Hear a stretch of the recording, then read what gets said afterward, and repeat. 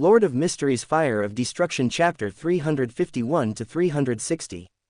Audrey's crystalline eyes focused on the robed man, her expression serene, yet her frown was slightly furrowed, almost imperceptibly. She had never dared stare at the man for very long in the past, as it always ended in her being teased. But in this situation, she decided she could do it. Watching the man intently, trying to detect any signs of nervousness or discomfort, Audrey could only squeeze her dress under the table. Her hands were trembling, and she could barely maintain her status as a spectator. The noblewoman found herself extremely disturbed and stunned. She wanted to deny what she was seeing, but it was impossible. "Why are you so calm, Mr. Chariot?" The aura he was emitting was the very reflection of calm, a sea of peace and tranquility. The clear waters of the sea made it easy to see the land at the bottom, and the sun's reflection created a beautiful mirror that reflected everything. Her heart, which had been pounding since the tarot club began, could not resist the influence of this calm and slowed until it returned to a normal rhythm. Amid this state, a fleeting thought struck Audrey. Her eyebrows rose, and she felt she had seen the truth. "I was right, it was all Mr. Fool's plan, after all. I knew Mr. Chariot would never betray the tarot club. It was all part of a plan. No. A secret mission personally commissioned by Lord Fool." The noblewoman thought ecstatically, barely able to contain a squeal of delight but unable to contain a huge, joyous smile. For his part, Alger gazed unsurprised at the red-haired man in the distance, his back straight. A silent sigh left his lips, and he could only nod toward Chariot. A nod that Adrian returned with a slight chuckle in his throat. "We men understand each other, after all. What is this, a pact of manhood? Are they that close?" Klein thought with a quiver in his lips, his smile trembling as he didn't know how to process the strange exchange. "Turns out their relationship wasn't as bad as I thought. Maybe they'll get some booze when this is over." Klein joked inwardly at such a ridiculous possibility. Mr. Hanged Man finally recognizes Mr. Chariot as his superior and tries to stay on his good side. Yes, he has shown the traits of someone like that. Someone who only hangs around with the strong to gain similar strength. Audrey read the man's psychology with crystal clear eyes. What she had noticed in previous meetings and how he acted showed her a little more of his true self. Derek looked at the other members in confusion. The tension was still there but wasn't as strong as before. Now, there was a strange feeling that he could not describe, but it was both uncomfortable and highly fragile. Has something happened in the world of light? His brow furrowed, and his attention also shifted to where everyone was looking, something Mr. Chariot was involved in. Being the victim of so many stares, some doubtful and some suspicious, Adrian didn't feel nervous or uncomfortable at all, but his smile widened a little. He raised his head, his left hand now free, and extended it to the group before him as he bowed slightly. "I know you have many questions, so why don't we get right to it? Go ahead, ask, and I'll answer. Let me save you from the world of the unknown with my knowledge," he said poetically and with a hint of mischief. His hand opened a little wider, inviting them to take it. At such a move, Audrey couldn't help but think of the many others she had seen at parties and dances, between men and women, when music played, and their feet and bodies wanted to move to the notes. She couldn't help raising her eyebrows somewhat incredulously. Is he asking us to dance? Klein and Alger had similar thoughts. Chuckling softly, Adrian lowered his hand but kept a slight smile on his face. "So, who gets the first piece?" the man asked as if he knew what they were thinking. "Mr. Chariot, if it's with you. I'd rather stand in a dark corner and look at my calculator." Klein grunted, holding back the urge to bite his tongue and ignoring the shiver down his back, "And Mr. Hanged Man and Miss Justice are no better off than I am." The clown glanced sideways at those mentioned earlier. Both stood strangely still, not responding to Chariot's invitation. Although they stared at the man with clear annoyance and a great desire to strike him, neither dared to take the first step. Ads by PubFuture. "Excuse me, Mr. Chariot." The eyes of the trio shifted to the newest and youngest member of the Tarot Club. "Has something happened in the world of light?" Derek asked worriedly. Was that world of blue skies, not the paradise he thought it was? "Well done, Mr. Sun." Klein praised happily in his heart that someone was willing to dance with that snake. "Mr. Sun." Audrey couldn't help biting the inside of her cheek. "He's either very brave or foolish. I shouldn't be surprised. Mr. Sun is still inexperienced about what Mr. Chariot's full personality is like." Not to mention that he does not know about his exploits in the forgotten land of the gods, nor of what has happened on this side of the world, so he is not as alert as we are. Alger thought coldly, criticizing the innocence of the young man who did not yet know how to defend himself on this battlefield disguised as a gathering. If you want to rise to the top with the Scarlet Monarch and the Fool, you must be much more careful, Mr. Sun. The seafarer made a mental note to work on this in the future. If this aspect wasn't polished soon, it would only be a matter of time before Sun died from not knowing how to read the environment. They couldn't afford to lose a member so soon, and Alger knew Sun's importance because of his background and his enormous potential. Unaware of what his fellow members were thinking, Derek looked expectantly at the man in the black robes. "Ah, sweet child of summer, you are warm, you know that, don't you? I'm sure if it weren't for this mist, your eyes would shine so brightly it would hurt to look at them."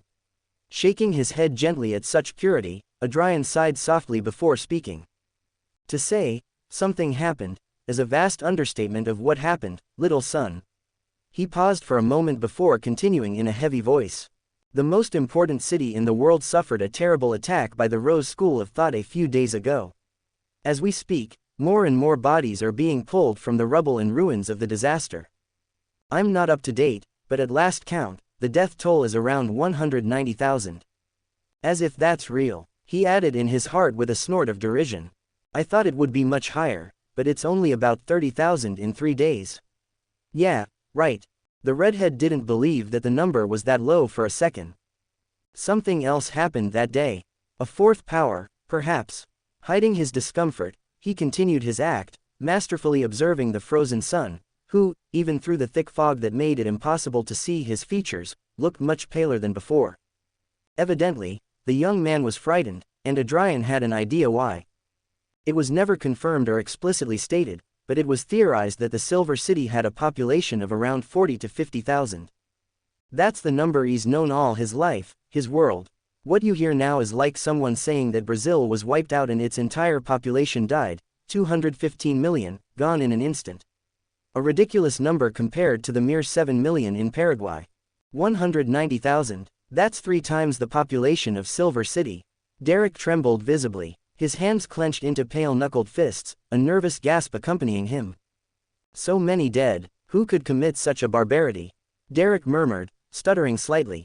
Cuckoo. A dark laugh, without grace, came from Adrian's throat, who paused for a second before answering. Pathetic, shameless wretches who have abandoned their humanity and blindly follow divine whores for mere momentary pleasure, unaware that they are only pursuing a painful, deathless existence that will leave them in a ditch as soon as they get what they want, but not before leaving them drained of life and soul. Adrian looked at those present, his scarlet eyes glowing with a cold edge. Only miserable, wretched beings like those are capable of such a thing. Quote. Audrey could not hold his gaze and finally ducked her head towards the bronze table. A cold sweat ran down her back. The crystal clear water suddenly became turbulent, dark, abyssal blue, with high, powerful waves ready to crush any fool who dared to ride them. The next second, a chuckle escaped his lips, and the red-haired man rolled his shoulders in disinterest, his eyes losing their edge. That was our side, what about yours? This guy's bipolar. Klein suppressed a shudder along with the urge to growl. Is that normal for those blessed by the gods? Everyone has their own idiosyncrasies. Fortunately, he hadn't met enough blessed ones from large existences to draw any conclusions. Swallowing a mouthful of saliva, Derek shook his head. Nothing as dangerous and scary as what you went through. I don't know what the Rose School of Thought is, I've never heard of anything by that name. But if they're capable of such an atrocity, there's no way they're on the side of humanity. Oh, little one, you have no idea. Adrian added in his heart and said nothing more, his only response being a small, simple smile. So the culprit of the attack was the Rose School. That's all you will say. What about the things you told me, E.H.? Klein mentally tapped his chin and could only curse how little the man had said. A vein in his neck threatened to explode. You were kidnapped by them and held captive for several days and tortured horribly. Isn't that something worth mentioning? Is this just another Thursday for you? Is it so normal to be kidnapped by an evil organization? The last time they spoke, Chariot had told him everything that had happened, but Klein had noticed several details had been left out. You bastard, at least say something else. Klein glanced at the other members, using his control over this room. It was a little trickier, but he could see Justice clenching her fists under the table and the hanged man looking a little tense. He knows how much we want to know, that's why he holds back. Klein lamented for a moment before a shiver ran down his spine. He realized immediately that it was a reminder of his spirituality. As he did so, a young voice spoke again. But Mr. Chariot, why would the Rose School do such a thing? It's obvious that it was for some ritual, but why? So many lives lost, Derek asked with obvious annoyance and anger, his voice dropping to just above a whisper. The smile on the red-haired man's face widened, his scarlet eyes flashing between Justice, hanged man, and son. Unconsciously, Audrey and Derek straightened while Alger tensed a little more. Foo-foo, Adrian shook his head complacently with a simple chuckle. If you are unable to understand something so obvious, hee-hee. I fear and envy that simple mind. Dragging his tongue at the end, he continued, but if you want to know so badly. Despite the clear insult, they had already built up a slight resistance, and no sooner had they received the slap than they were up and ready for more. Answers at last. Audrey bit the inside of her cheek and moved a little closer to the edge of her seat, her crystalline eyes sparkling like gems. Alger kept his guard up, only narrowing his eyes as he braced himself for what Chariot was about to say. Let's see what else the church is hiding from me. Derek was the one who hid his excitement the worst. The young giant stepped up to the edge of the chair, both arms resting on the musty bronze table, his hands trembling slightly. Klein's eyes lit up, his senses opened a little wider, and he turned his full attention to the man in the robe. Grinning from ear to ear, Adrian chirped, "You cannot know that now." Single quote. Single quote. The entire palace fell into an awkward silence. Welcome to Fanfic Audiobook, your go-to place for immersive audiobooks. If you enjoy the content, don't forget to like the video and subscribe to our channel for more amazing stories. This guy, an imaginary fist clenched, and Klein wanted with all his might to plunge it into the man's face until his whole arm was through his annoying head. Buff. A single breath came out of his nose and, to his own surprise, he found himself not as annoyed as he had expected. Frustrated, yes, but not angry. It only took him a moment to realize why, thanks to the reminder of his spirituality. Is this one of those cases where the more you know, the more you get infected? Is that why Chariot hasn't shared all the information he has? Alger clenched his fists a little tighter under the bronze table, and for a moment, the edges of his vision turned red.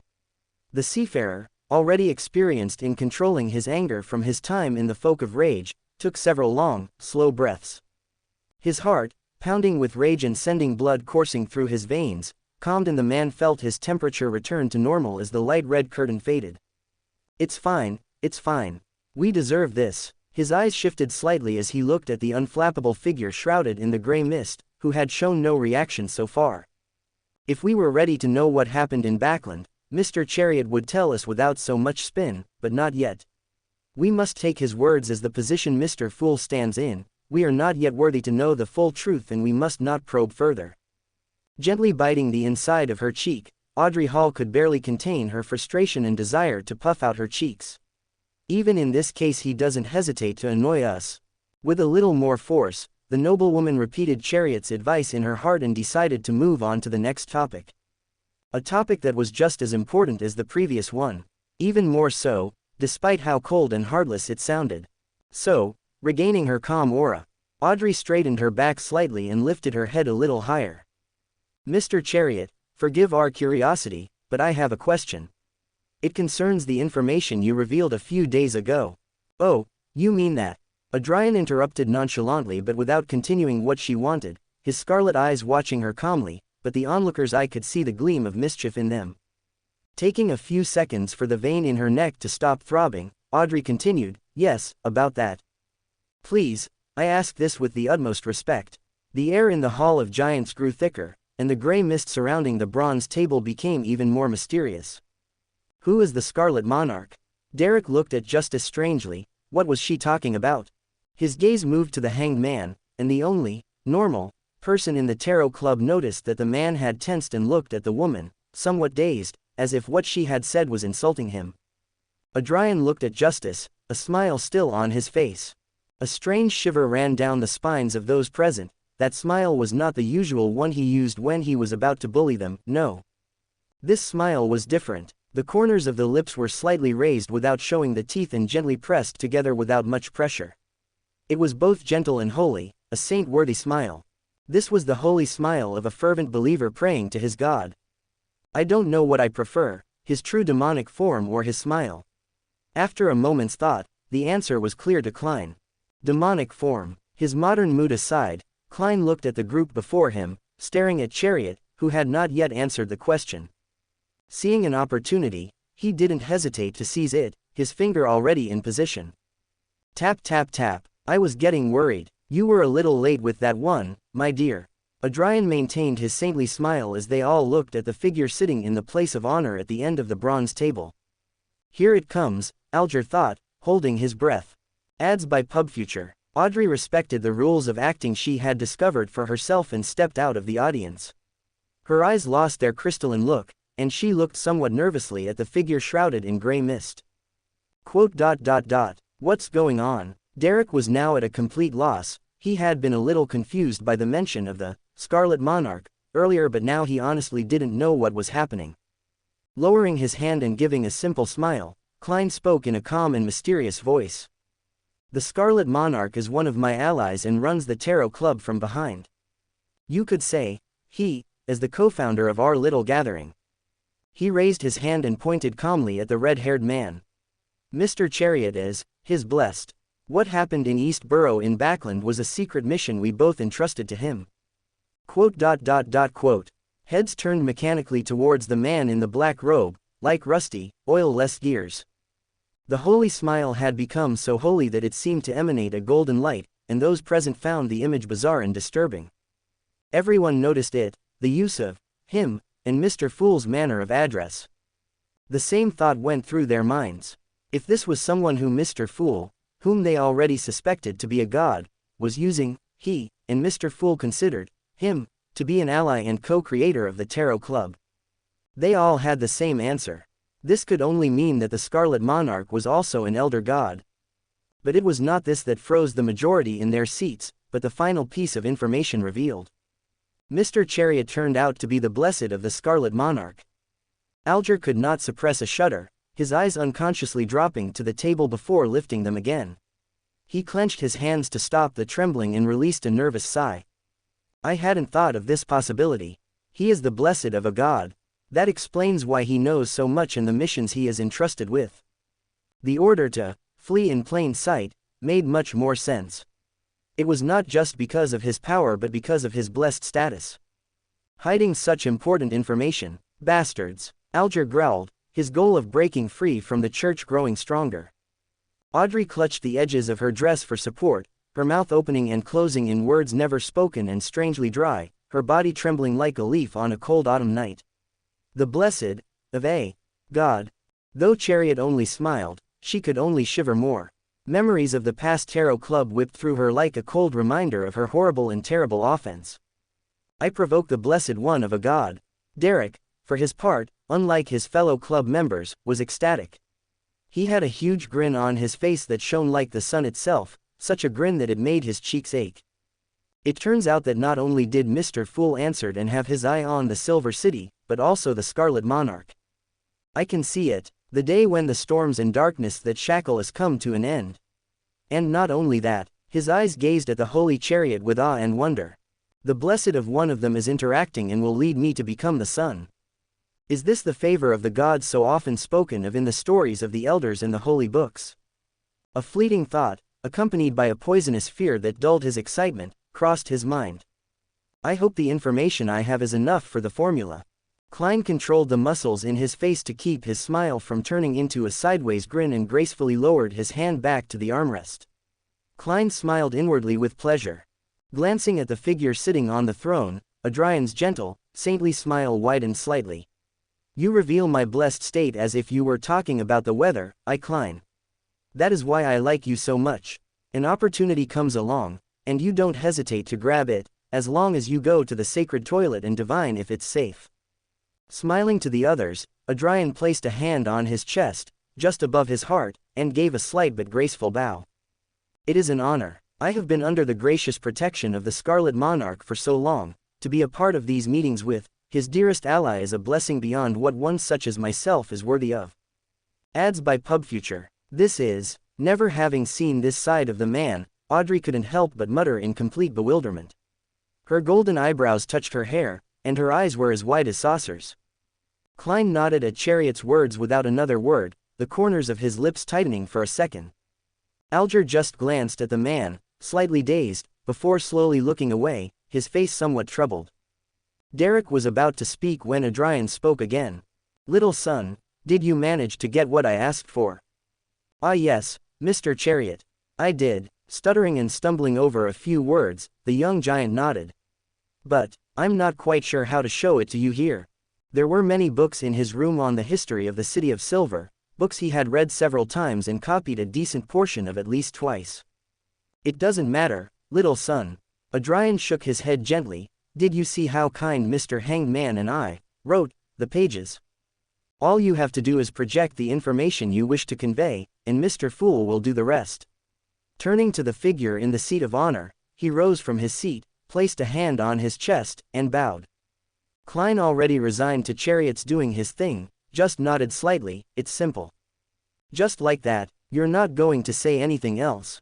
Audrey watched as a yellowed piece of paper appeared in front of Sun, and after a few seconds, he began to write. After a few seconds of watching the young man write with admirable concentration like a primary school child, the noblewoman's eyebrow twitched momentarily and then convulsed. The vein she had managed to calm earlier reappeared, an angry boa writhing under her skin in extreme annoyance. Is it really over? Just like that, Alger closed his eyes, only the sound of typing and slightly agitated breathing reaching his ears, a soft exhalation of air escaping from his nose. His mantra repeated in his mind, the best balm for any discomfort that might try to rear its ugly head, stay out of God's business. Practically tasting the anger in the air around Justice, Adrian's smile didn't falter or change. He turned to her and gave her a simple nod. The boa around the noblewoman's neck grew a little larger and thicker. Yes, being able to provoke without saying a single insulting word or something like that is certainly a gift. A most amusing gift. Adrian wasn't interested in wasting any more time dancing with them. His priority now was to get more information about the new history of this world, apart from Lindbergh's library, which was the largest in the world. What better place to look for information about history than a town lost in time? A place where there was probably no time to change it. After a few tense moments of waiting, son Derek lowered the strange brush onto the table. He looked excitedly at the end and said, I am ready, Mr. Chariot. Adrian nodded, and in the next instant, the pages disappeared in front of Sun and the red fountain pen, only reappearing in front of the fool the next second. Klein calmly grabbed the paper and glanced at it, comparing the information on the paper with the information Sun had revealed when he first brought him here. He noticed there was a lot more this time. It's obvious. This time, he has prepared for the test. Judging the information and its value, he gave a weak nod and lowered the papers. The information is equivalent to a sequence 9 formula. You will make the final decision, Mr. Chariot. Klein gave his opinion calmly as the papers disappeared and reappeared before the above-mentioned man. The red-haired man gave a simple nod and, following the paper, thanked the fool for his opinion, his eyes flicking quickly over the pages. Whistling to himself, Adrian clutched the thick stack of pages. You can see little son has studied quite a bit. Looking up, Adrian smiled at the young man with satisfaction. You have my compliments, little son, your memory is to be applauded. Not even Miss Justice, who has an advanced education, and Mr. Hanged Man, who is an experienced man, can come close. He finished with a wink, much to the annoyance of the older man and the noblewoman. Derek's cheeks suddenly felt a little hot. Unable to hold his gaze, he shifted his focus to the suddenly attractive bronze table. Thank you, Mr. Chariot. It felt pretty good to be flattered by the blessed of a god. Watching Sun's reaction from his seat, Klein almost choked on his saliva. Hey, no matter his appearance, he's still a kid. Don't mess with his immature mind. It may not have been a very detailed drawing, but there's no denying that he's someone of great beauty. I'm sure with Mr. Chariot's personality, it wouldn't be hard for him to arouse certain curiosities in men. Perhaps even myself. As soon as the thought passed and he processed it, his mental laughter stopped, and Klein froze in his seat. His gaze was lost in the endless gray mist. Glancing at the first page of the large stack Sun had copied, his scarlet eyes were drawn to the title written in ominous red ink. History of the City of Silver. Adrian wasn't the least bit interested in making this a private exchange, so he didn't even bother to suggest it. So, controlling his expression and racing heart, he began reading. A little nervousness crept up inside him, but he didn't let it show. Being a conspirator made it easy to hide. History of the City of Silver. Much history was lost in the cataclysm that plunged the world into darkness. So much history was lost that we do not know what it was like before. Tales of blue skies and sunshine have become nothing more than tales and legends. The following information is not only a compilation of documents, records and books that have been found through explorations and excursions outside the city walls, but also the history that has survived by word of mouth, passed down from generation to generation and documented accordingly. Since the cataclysm 2582 years ago, the world was plunged into darkness. The City of Silver has received no answer from the Creator. The Hall of Giants fell into a peaceful silence, broken only by the sound of turning pages every few seconds. None of the members said anything, leaving the reader to finish his business while trying to catch a reaction from him. Everything around the man seemed to cease to exist for him.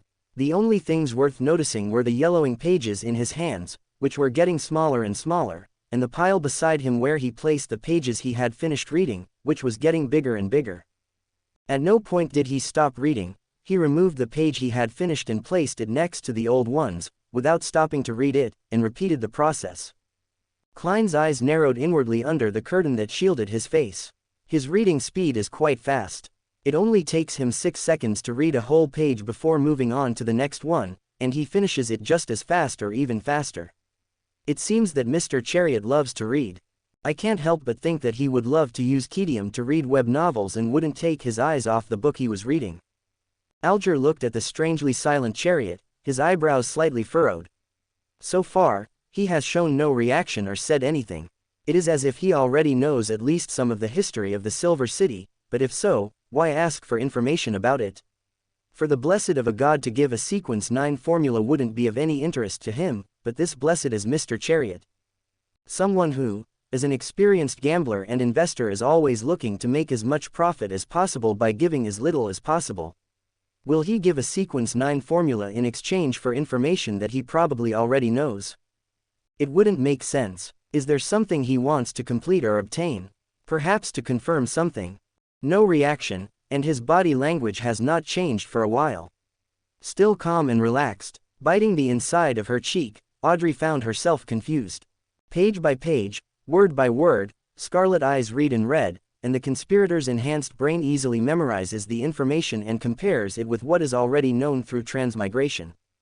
So far, all the information has matched what I remembered from the original story, albeit with a little more detail and explanation.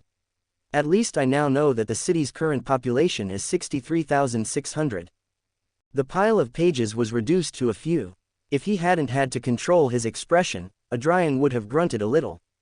He knew there had been changes in the past. All his experiences with the New Rose School and his time with them proved it. But he couldn't think of anything that could prove it so far. Even though I expected this, I can't help but feel a little disappointed. Perhaps my expectations were too high even when the staff was already in hell, limboing with the devil. Sighing inwardly, Adrian pushed the penultimate page aside. His eyes focused on the last piece of information the little son had written, immediately noticing that it was the shortest. Let's see what he's got. The sudden cold words on the paper wiped away any disappointment he felt. Single quote ... His body cooled, and his eyesight sharpened, but he did not react in a cold sweat. He controlled his reaction and kept his exterior calm. What the hell is this? Though much of our history has been lost before the cataclysm that plunged the world into storms and darkness, there is something that has survived these 2 millennia. And that is the reason for the city's name. The Lord who created all things named this city as a token of his great love for his most precious and most loved angel. Ads by PubFuture. The Angel of Silver, the one who has been at the Creator's side ever since he awakened and freed humanity from the bondage and oppression of the ancient gods and has accompanied him in the war against them. The right hand of the Lord and the angel who interacted most with his subjects, guiding us and telling us stories, many of which have survived today. Unfortunately, many of these stories and teachings have been lost. Only small sayings and parables that are written in the Holy Bible have survived. But the fact that the city of silver was named after him will never be erased. Angel of Silver, that name was never mentioned in the original story. His heart skipped a beat, and Adrian smiled broadly. White teeth showed. This was what he had been looking for.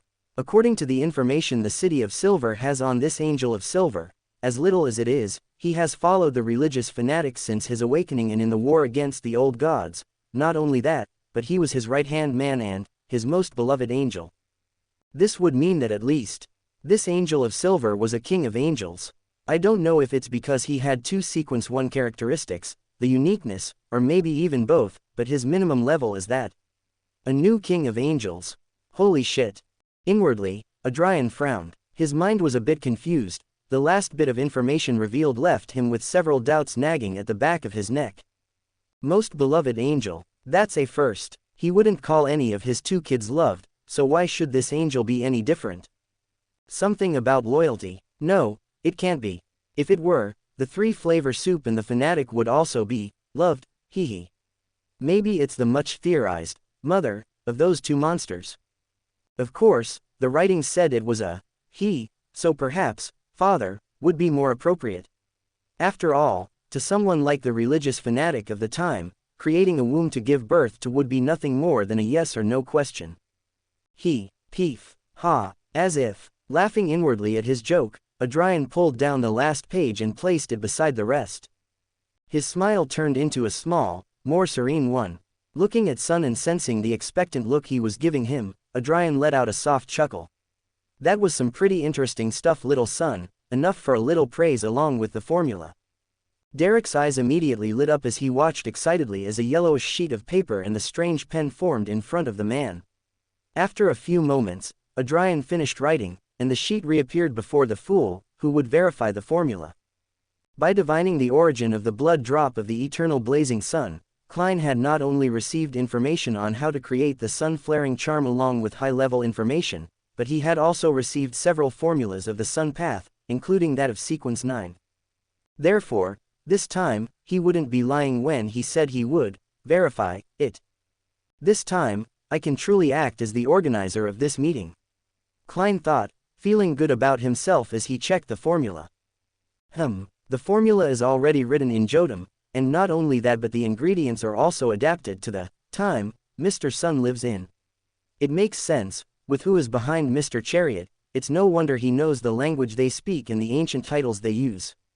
Nodding slightly, he lowered the formula. Without another word, the yellowed page disappeared from his hands and reappeared in front of Sun, who bowed deeply. Thank you, Mr. Fool. Thanking the kind deity first, Derek, not forgetting his manners, turned to the formula giver and repeated the action. And thank you too, Mr. Chariot. Adrian waved his hand dismissively. No problem, little son, it's just business. Derek nodded gravely and sat back down. The young giant finally looked down and clutched the piece in his hands. Potion Formula Sequence 9, Bard. Main ingredients. 1 crystal sunflower, or the tail feather of an adult flint bird. Or a firebird tail feather. Ads by PubFuture. A piece of siren rock. Or 1 singing sunflower. Additional ingredients. A blade of midsummer grass. 5 drops of July vine juice. 1 blade of elf dark leaf. His cheeks began to ache from the size of his smile. These ingredients are all easily obtainable. I'm sure I've seen the singing sunflower at the market before. The rest I can exchange for things I have at home. Derek looked at the formula in his hands for a long moment, reading it repeatedly to ensure it stuck in his head. In full view of everyone present, the young blonde looked at the other man in confusion for a moment before her mind clicked. Looking at the rest of the clubbers and noticing that they didn't look like they would say anything, Audrey decided to be the icebreaker. Excuse me, Mr. Sun? Audrey asked, catching the young man's attention as he looked at her in confusion. Derek snapped out of his concentration at the sudden voice and looked at her. Yes, Miss Justice. You don't need to memorize the formula. If you need to remember it, just pray to Mr. Fool. Oh, looking around the room, somewhat embarrassed, Derek took one last look at the formula before placing it on the table. Foo-foo. Blushing a little more and sinking a little deeper into his chair at the familiar laughter, Sun looked down slightly. And I feel bad already, I feel like I kicked a puppy. Groaning inwardly, Adrian decided to do his good deed for the day and save little Sun from this. But of course, he'd save him in his own way. Turning to look at the hanged man, his cheek resting on the palm of his hand, Adrian simply smiled. I have the formula for wind blessed. Are you interested, Mr. Hanged Man?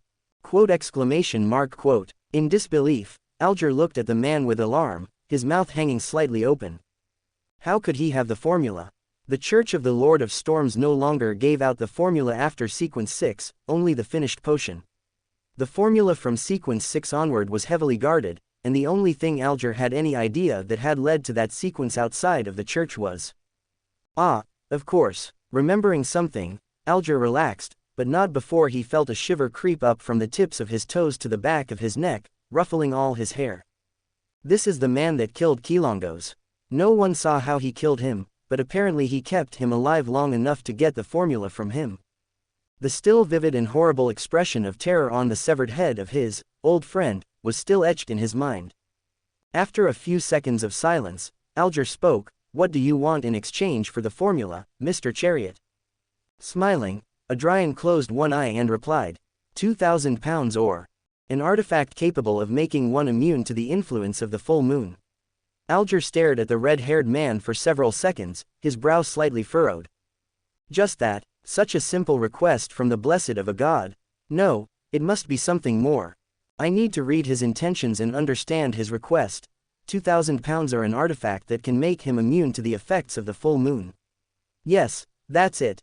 Although 2,000 pounds is an amount that is a little out of my hands, it is something much easier than obtaining an artifact with the qualities that Mr. Chariot seeks.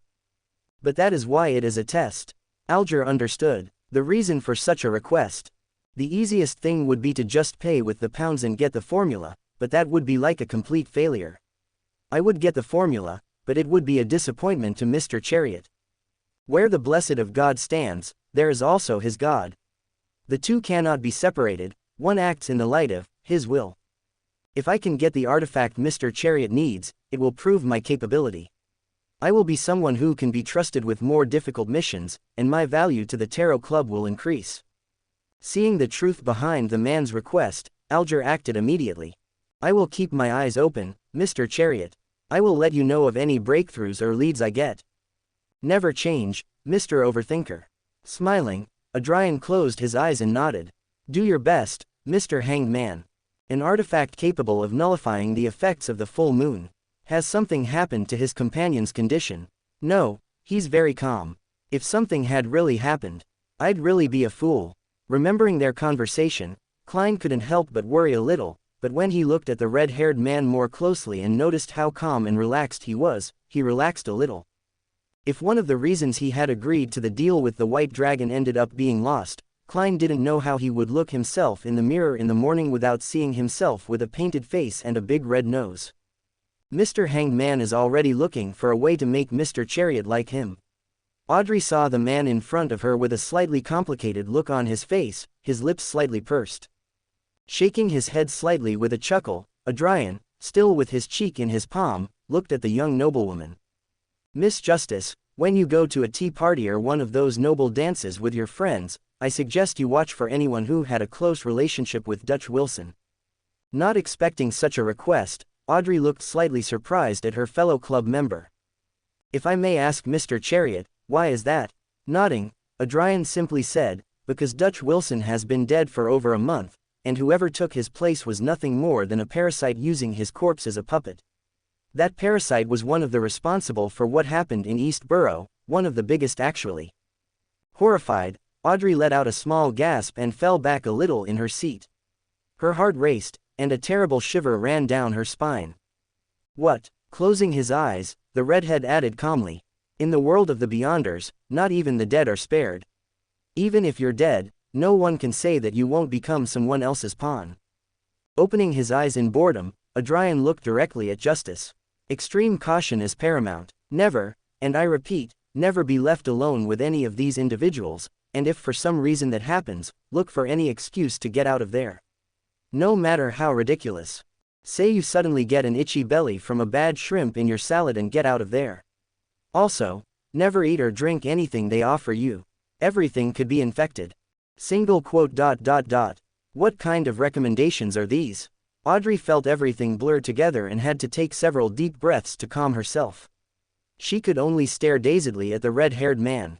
Mr. Chariot, wouldn't it be better if you were the one to investigate all this? I'm afraid I don't have the strength I need in case I'm discovered. Adrian nodded at his words. You are quite right, Miss Justice.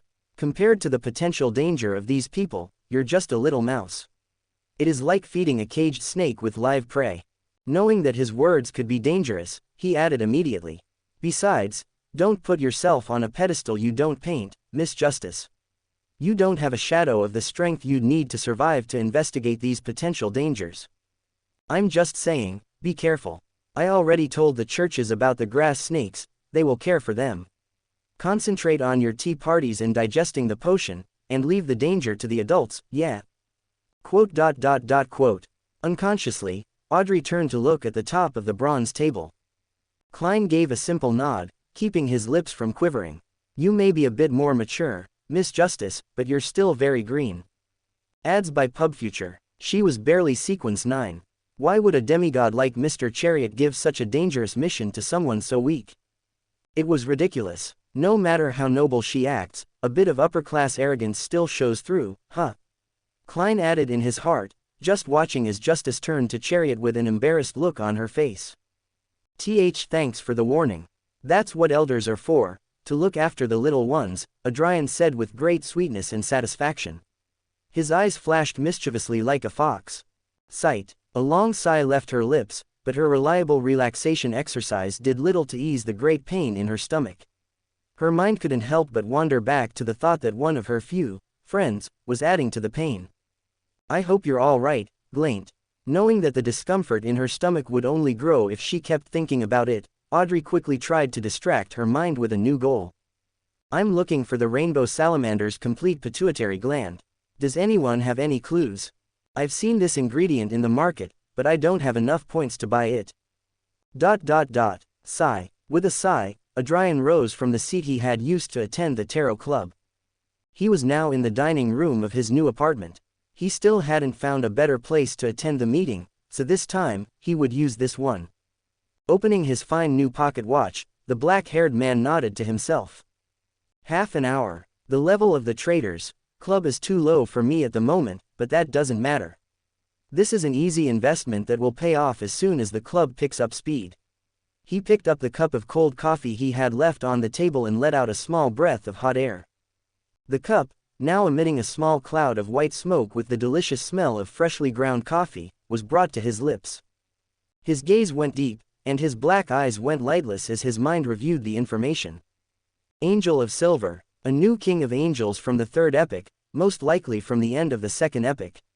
With dull eyes, Adrian took another sip of his latte and laughed softly. If he remembered correctly, silver had always been used as a means of purification, health, and prosperity in many cultures past and even some of the present. If he was going by that name and considering the method of naming the religious fanatic, who called the one who brought war and disaster to the world the Red Angel, then the Angel of Silver would have to be of a related path in some of these things. But of course, it can't be Moon or Mother. Not only because those paths are controlled by the divine whore, the natural enemy of the religious fanatic, but also because those paths in high sequences turn men into women. Besides, at that time, the Evernight goddess and the former Earth Mother walked the earth together with the ancestor. There's no way that Angel could have been part of those paths. And I can't forget the little description of his person at the end.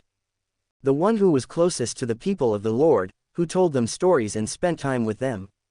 A slight reminder of his spirituality, a small shiver, made Adrian stop his thoughts on the subject, but not before he smiled in amusement. How interesting. As with everything in this life, the answer lies in looking back and counting the footsteps of those who came before. Footsteps buried in the damp earth, hidden behind the plots and schemes of unknown existences. He could feel it deep in his bones and broken soul. The truth of his transmigration to this world was somehow connected to this mysterious king of angels. Moreover, he could not help but compare the supposed time of the appearance of the silver angel with that of the mysterious tower. Perhaps he is the creator. After all, the times match. Fufu, it's too early to think about that. With a chuckle, Adrian lowered his already empty coffee cup onto the plate. Next to a larger plate, with a few biscuit crumbs on it, was an envelope, on top of which was an open letter. Ads by PubFuture. Picking it up, Adrian took one last look at it before snorting and throwing it in the air. The next moment, a firebird formed at his side and flew towards it, devouring the letter and quickly turning it to ash.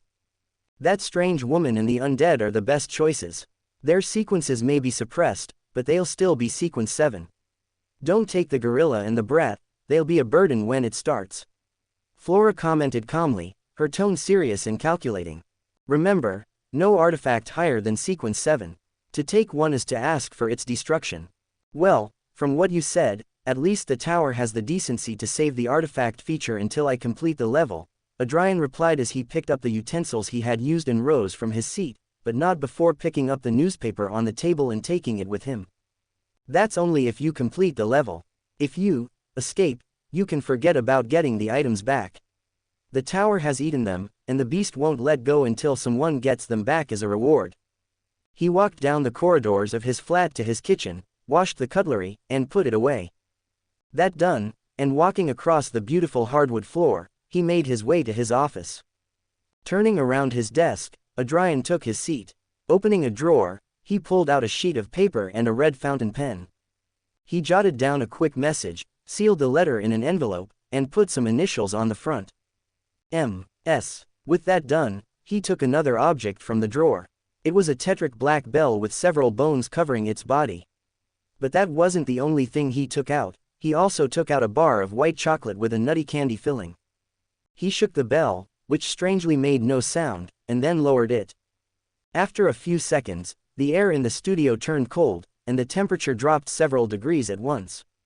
Before Adrian knew it, the letter and chocolate bar were gone. Chicho's condition is still pretty bad. Shaking his head slightly, Adrian looked down at the newspaper he had brought from the dining room. His eyes sparkled, and a small smile formed on his face. There was a simple advertisement in it. An advertisement about someone he was very familiar with.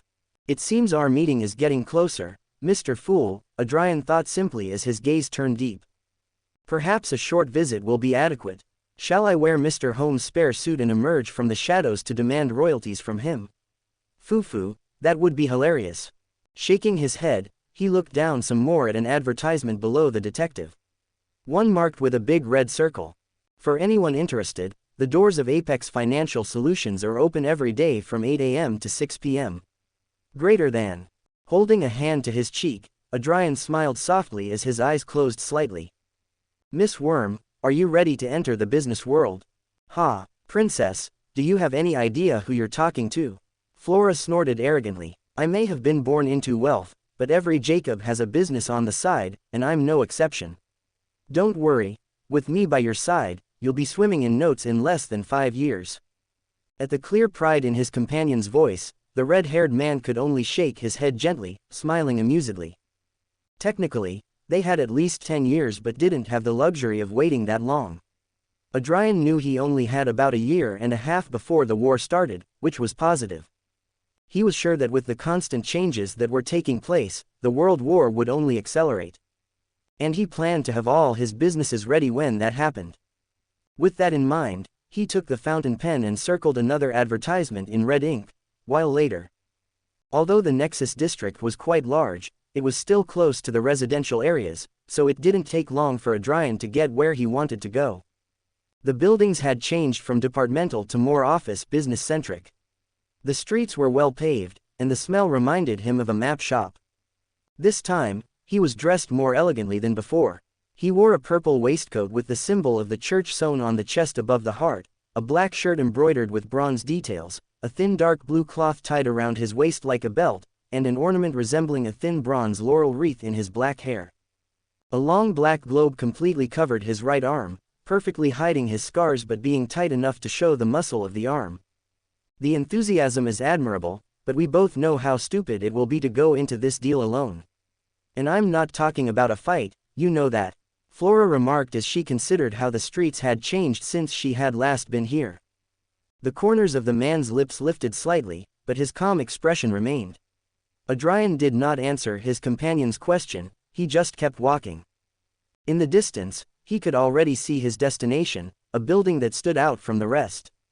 On the outside, large columns with intricate Corinthian capitals supported a pediment adorned with decorative motifs. The facade was a mixture of rich, dark orange brick and ornate stonework, with large arched windows and wrought iron detailing. A stately marble staircase leads to a set of double doors with intricate carvings. Large words in black are written above this outstanding building in elegant Lemberg. Briarwood Chambers. Smiling, Adrian clenched the briefcase in his hand as he tapped his palm twice and climbed the marble stairs. Grasping the cold iron knob, he turned it and opened the door. Ting ting. The lobby had high coffered ceilings, dark wood paneling, somewhat luxurious carpets, and period furniture. Elaborate moldings, antique chandeliers, and classical sculptures completed the ambiance. It's like being in a living museum.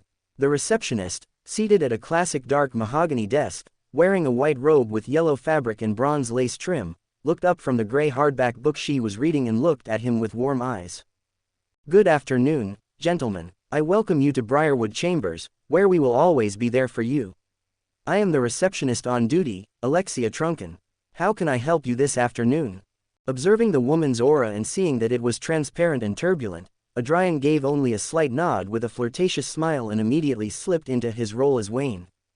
His eyes discreetly caught the woman's outstretched hand. She couldn't have been older than 35, and he could only sigh inwardly at the lack of a ring. He could be many things, but never a homewrecker. At least for those who didn't deserve it. So, he closed one eye in a mischievous wink and spoke in a sweet, gravelly voice. Good afternoon, Bella madam, I'm looking for a lawyer for some business of mine tomorrow at 8 a.m. Could you help me, Miss Alexia? Not expecting the praise from someone clearly much younger than her, the woman froze for a moment before returning to her professional demeanor, save for the edges of her reddened ears. Oh my, I'm sure we have someone who can help you. Swallowing her words a little, Alexia could only bite her lips slightly at her slip of the tongue. I would appreciate it very much. Smiling sweetly, Adrian closed one of his eyes seductively. With her fists shaking slightly and a layer of sweat already forming on her forehead, the woman could only press her lips together a little tighter. Trying to save face, she grabbed a book from her side, the cover of which was dark green with AB written on it. Opening it halfway, she flipped through a few more pages before stopping and holding it out to him. These are what we have available. Due to how suddenly your request is, this is what we can offer. Smiling sideways like a cat with its prey, Adrian took the book, but not before, accidentally, rubbing the receptionist's hand. Thank you for your help, my dear. Winking at the red-faced woman, Adrian turned and, with a really hidden shake of his hips, walked over to one of the chairs and sat down. Is this how I look when you do that? Flora said flatly as she saw the older woman cover her face with her hands. Ads by PubFuture. If that's what she looked like, she might as well be eaten by an eagle. At least no one can see me when the princess gets the urge to tease. She could see how red her ears were. Why else do you think it's so much fun to tease you? Be thankful you don't have a physical body, believe me, it would have been worse. Or better, your tastes are strange, Miss Worm. Adrian moved his lips wordlessly as he read the names in the green book. Harlocked. Holding back a snort, the red-haired man ignored his wife and continued checking his future assistants' names. Vivian Langley 38 years old, Brandenburg Institute of Legal Studies 15 years in Corporate Law and Commercial Litigation 5 Sassam. Julian Montgomery 45 years old, Altonweiss School of Law 20 years in International Law and Treaties 3 Sassam. Isabella Hale 42 years old, University of Cambridge 18 years in Financial and Regulatory Law 6 Sassam. Elena Bradford 34 years, Yale University 12 years in Intellectual Property and Copyright 6 Sassam. Sebastian Sinclair 29 years old, Rhine Law University 4 years in Family and Probate Law 2 Sassam. Gideon Blackwell 50 years old, Rhine Law University 22 years in Criminal Law and Defense 3 Sassam. A consultation with a reputable detective in Backland costs £1 per half hour. If I convert from pounds to Sassam, it's about 3. Judging the prices with a rather simple mental calculation, Adrian could only nod slightly. He rested his cheek on his knuckles and looked at the various names for a long time. After a few moments, he closed the book and returned to Alexia, who seemed to have regained her composure. "I'd like to speak to Vivian Langley, please," he said while returning the book. Nodding, Alexia put the book back where it had been. Still a little embarrassed from earlier, she could not look at his eyes without her blush growing. "Floor 3, room 326. Knock on the door, and Mistress Vivian will be there." The woman paused for a few seconds, facing an internal duel over whether or not to say anything. After a few seconds of debate, she looked up. "Are you sure you want to hire her? Oh, is there something wrong with Miss Vivian?"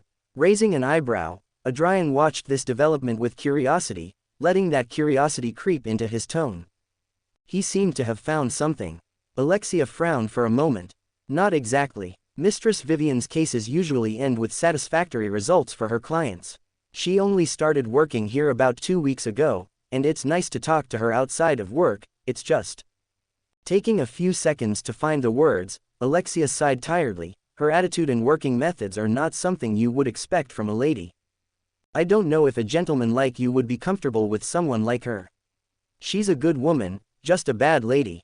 Suddenly realizing that she still didn't know his name, the woman felt a little uncomfortable and couldn't help but lower her eyes, somewhat embarrassed by her lack of professionalism. "Please forgive me, I never asked your name."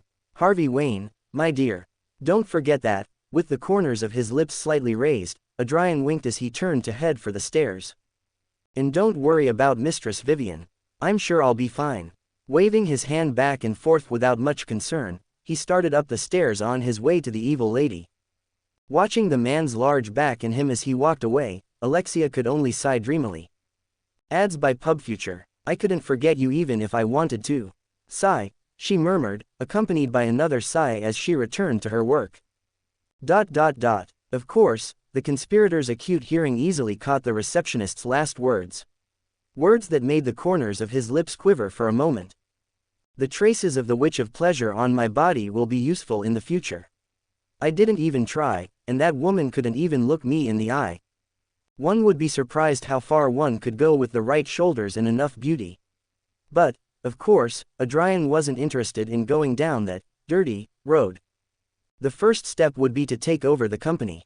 He could easily buy it now if he wanted to, but he decided not to. First, he had to see if what the advert said was true. You didn't sell an investment company in a good location just like that. There had to be a reason. Unfortunately, he couldn't do as much research as he'd like. It looks a bit shady, but that doesn't matter when you're selling to the market. I'm sure someone will have bought the company by the end of the week. Knowing that he couldn't let an opportunity like this pass him by, he decided to check it out this afternoon and buy it early the next morning. Climbing to the top floor and walking along the green carpet, Adrian passed door after door until he reached number 326. He could hear some papers being moved behind the door and someone working. Only one. Judging the number of people inside, he raised his left hand. "Let's see who this so-called evil woman is." Knock knock. "It's open." Permission granted. The red-haired man opened the door, and the first thing he saw was a woman. She wore a yellow silk robe with a blue cloth draped over her shoulder and tied around her waist, along with bronze bracelets and delicate gemstone earrings. To add to her scholarly appearance, she also wore square cut-out glasses on her face, which brought out her blue eyes. Her black hair fell in a ponytail that hung over her right shoulder. One of her hands held a glass goblet filled with a clear liquid, and his nose detected the scent of white wine. Oh, through his mental vision, the woman's aura became present. It was bluish-black, twisting and folding in on itself as if trying to distort itself but could not and could only wriggle in discomfort. Adrian recognized the aura immediately. Sequence 8 of Lawyer's Pathway, Barbarian. She's not just a bad lady. She's quite the barbarian. He smiled sideways, chuckling inwardly. It makes sense. It's only logical that a law firm would have one or two other lawyers trying to act. But she's already been through this sequence. Maybe she's to digest an extra. Or maybe, hiding. Ever since he had fixed his eyes on the woman, a feeling of familiarity had been nagging at the back of his neck. He had seen this woman somewhere before. The feeling is too strong to have been just a passing glance down the street. I have interacted with her before. But when? The voice and scent of her were unfamiliar. This was the first time he had spoken to her.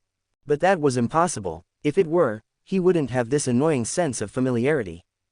The only way this all makes sense is if she's using an artifact with faceless abilities to change her appearance and scent. The realization struck Adrian, who smiled a smile worthy of a gentleman. And I only know one person whose grandfather is a craftsman. Adrian placed his free hand on his chest and bowed gracefully. It's a pleasure, Madam Vivian. I'm Harvey Wayne, and I need help with some business. Vivian looked at him with a flat expression, lazily raising the wine glass to her blue lips and taking a rather noisy sip. Without answering, she closed her eyes and visibly tasted the brew. After a few seconds, a rather loud swallow echoed around the room. Vivian opened her eyes in annoyance and looked at him with disdain. Are you going to sit down or what? I haven't got all day, pretty boy. Hee, sorry for the inconvenience. Laughing softly, Adrian obeyed the woman's request and sat across from the annoyed Vivian. Quote. Both adults looked at each other in awkward silence, one smiling and the other frowning. Vivian slammed her half-full glass of wine down on the table, sending a few drops flying, and grunted as she shamelessly reached into her not-so-small cleavage and pulled out a metal box. Opening it, she pulled out a cigarette and put it to her lips. Her hand again shamelessly reaching into her bosom, she fumbled around for a few moments, moving a little aggressively before grunting in incredible frustration.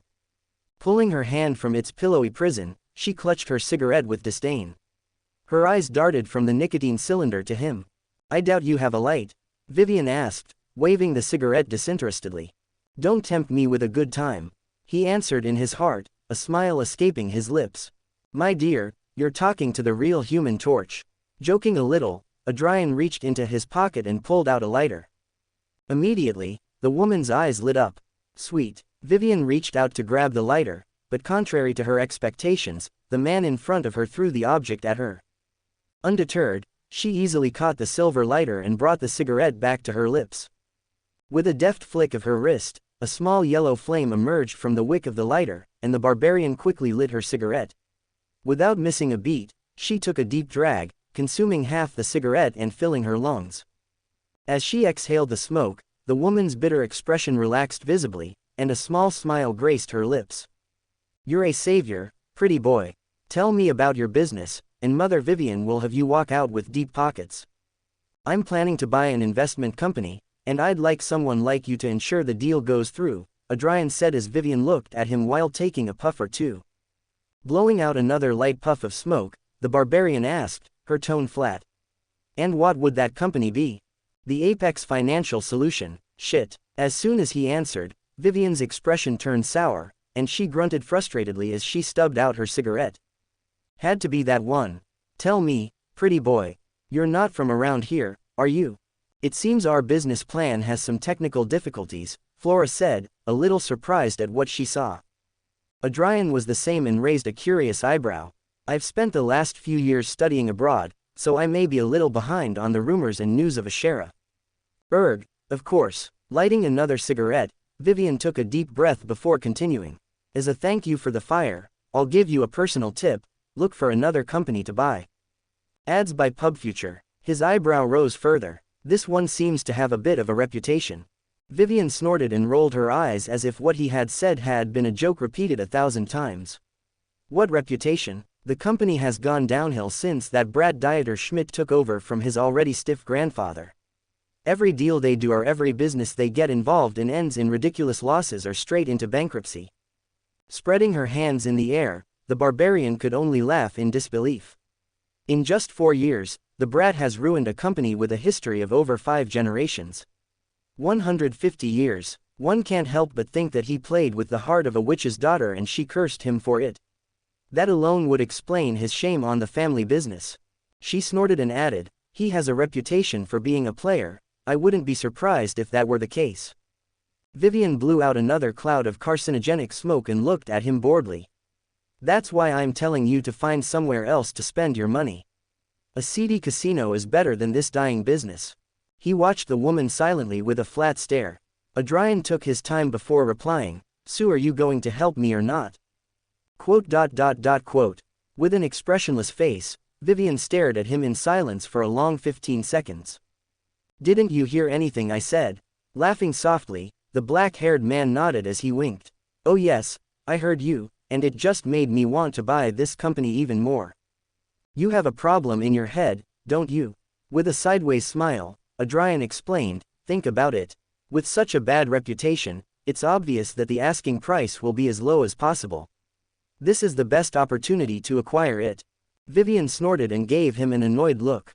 And that will mean nothing when, because of the reputation it has left, you two go out of business and have to sell it for a much lower price than you originally paid. He held up a finger and twisted it from side to side in reproach. If you know how to use it, there is no bad publicity.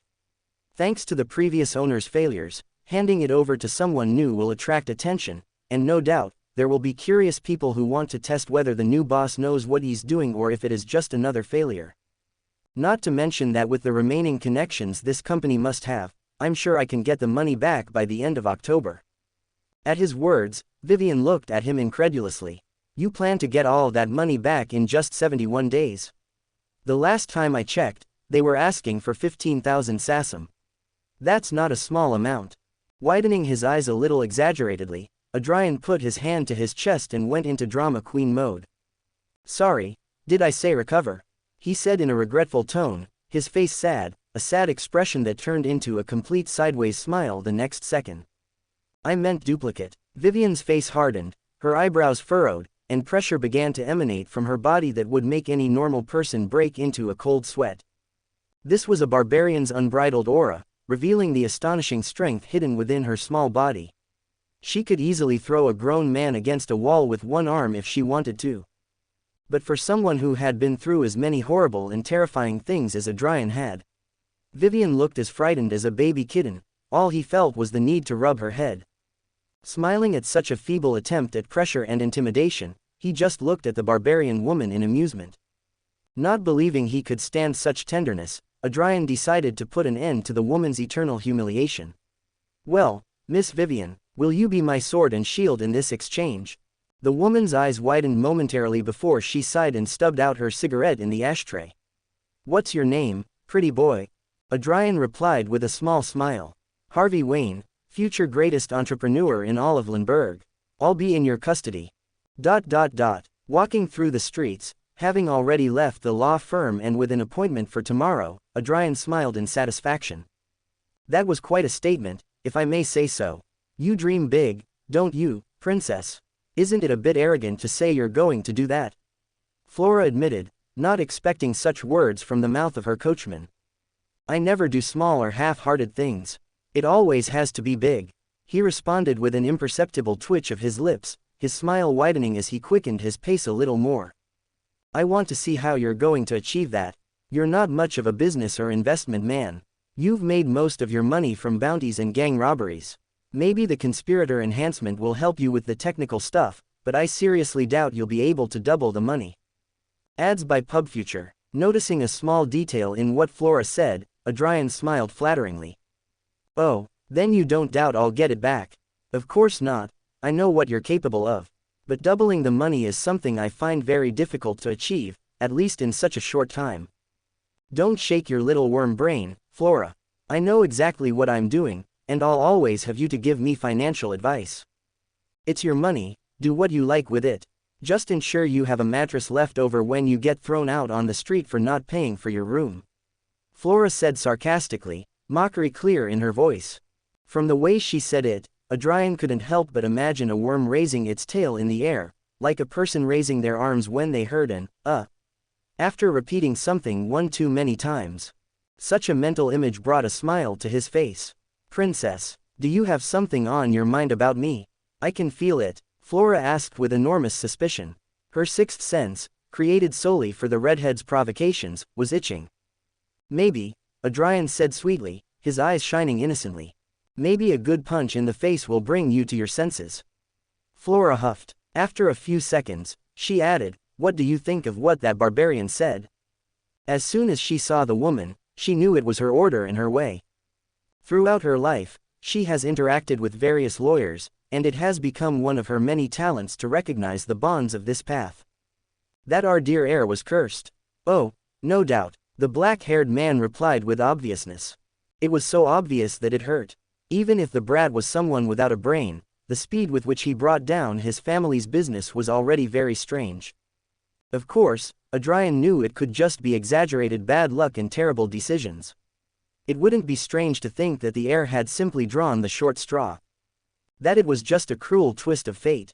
But that was not a possibility to which Adrian paid much attention. He was a really negative person. He always thought the truth was worse than it really was. For him, the possibility that someone with unknown intentions had cursed the heir to the company was far greater than the possibility that he had simply been unlucky. But that didn't mean he would accept it as the truth. A conspirator could not be satisfied with so little information. He must always search for other hidden truths and be on the lookout for new information about his prey. We'll take a short walk around the area. I want to see what people have to say about this guy. With that, Adrian glanced around momentarily, keeping his step towards his future business. I have the church behind me. So if there's someone behind this guy's supposed bad luck, then all they'll accomplish is to increase my relationship with them. He smiled sharply, his eyes cooled with mischief. Sigh. Watching the smoke from her cigarette linger in the air for a few seconds before disappearing, Vivian could only grunt as she stubbed it out in the ashtray and got up from her seat. She walked over to her window and opened it so that her office would be cleared of the smell of cigarettes. The woman leaned her elbow against the frame and watched as the sun began to set in the distance, painting the entire sky a beautiful orange that soothed her. The look in Vivian's eyes was deep and confused. Her brow furrowed slightly. Harvey Wayne, she muttered under her breath, pursing her lips, her eyes never leaving the sunset. Double the money, he. What an arrogant fellow. Shaking her head, Vivian rose from her support and turned away from the window. Let's see if you can really keep your word, Mr. Wayne. The woman laughed softly, mockingly smiling. Here's your drink, sir.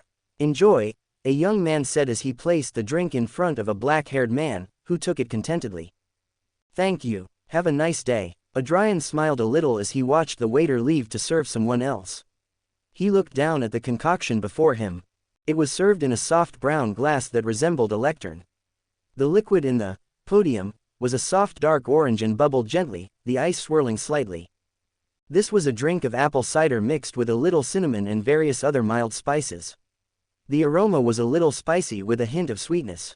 While the aroma was quite pleasant, the odd glass shape caught the red-haired man's attention. He picked it up and admired it for a few moments. It wouldn't be bad to have one of these at home. How much would one cost? Letting his mind wander a little, a feeling of nostalgia struck him, and for a moment, his heart ached. Mum would love this. I wonder if she still collects rare glasses. Sighing inwardly, Adrian lifted the beautiful glass and took a good sip. The sweet, fruity taste of apple was accentuated by a spark of cinnamon that his sensitive tongue caught. The spices added a warm, complex note, enveloping the palate with a subtle hint of autumn. Not bad. Smiling to himself, the dark-haired man looked up and glanced around. He was in a bar now, and compared to the last one he had been in, where the smell of cheap beer and sweaty drunks had been a bit overwhelming, this one smelled classier. There was no strong smell of filth. On the contrary, the smell of flowers and cinnamon prevailed. The tables were well kept, and the drinkers were all good-looking and even elegant. The noise level was quite low, considering the number of people in the bar. One thing Adrian had noticed since his arrival in Ashera was that he had yet to meet a person who was overweight or did not take care of their appearance. This was because the people of Lemberg believed that knowledge and a sharp mind are power and that these two things can only work if one has an equally healthy body. As a consequence of such an upbringing, you would have to go to a very ugly part of the country to find ugly people. But he hadn't come here to look at people. He had come to get information. And there are few better places to do that than a bar. Raising his now empty glass in the air, Adrian looked at a free bartender who was finishing cleaning a recently empty table and called to him with a quiet smile. Gentlemen, a moment, please. Another waiter, an older man in a brown waistcoat and white shirt, the first 3 buttons undone, revealing a bit of chest hair, the sleeves rolled up. I see you ordered an autumn apple. I hope you enjoyed it. Would you like a refill? Or would you like to try something else? The man asked, smiling as he took Adrian's glass. If you would be so kind, although I actually called you for another reason, I have a question, and I need a little help answering it. Resting his chin on the palm of his hand, Adrian consulted with doubt in his voice. And what exactly would that be? Apex Financial Solution. When the name was mentioned, the man's expression turned sad and melancholy. He lowered his glass and said deeply, "Ah, yes, the Smike deal, a tragedy. You seem familiar with it," Adrian said, noticing that the man suddenly looked a little depressed. "Most of us in this bar are. Some of us lost a lot of our savings, and others used to work there. I lost about 5,000 sasam on a bad deal there, half my savings. But many others have managed to dig themselves out of the hole. Of course, that was when Mr. Smike still ran the company." Mr. Smitch. That would be the grandfather, wouldn't it? The previous owner. Yes, that would be him. An exemplary man. A small smile appeared on his face. He inherited the business at the same age as Dieter, but unlike his grandson, he ran it as if he had always done so. Since young Dieter had been raised by him from an early age, we thought he could do the same. Sigh, it's clear we were wrong. The waiter looked at him more closely and said, "If you have a business to invest in, I suggest you look elsewhere." Ads by PubFuture. Smiling, Adrian gave a small nod. "I'll keep that in mind." Then he lifted his empty glass and held it out to the waiter. "A refill, please." Repeating the same action as before and going to other bars and the occasional diner, the black-haired man spent most of the afternoon gathering information. The picture that he had of his future company and what he could expect tomorrow became clearer and clearer. The sun was almost gone, and the crimson moon would soon reign over the dark night ahead. Gently stirring the latte he had ordered to go at his last dinner, Adrian took a quiet sip, his gaze a little deep. "This Dieter is quite interesting. It's rather odd that after being raised by his grandfather, he failed so badly at running the company after inheriting it, and we can't use the lack of schooling either, he has 2 university degrees." "Mind control?" Adrian asked calmly as he walked through the streets of Nexus, his stride relaxed and his back steady. His gaze passed by the visible policemen on horseback or walking along the pavement, their dark blue uniforms standing out from the bright colors of the citizens.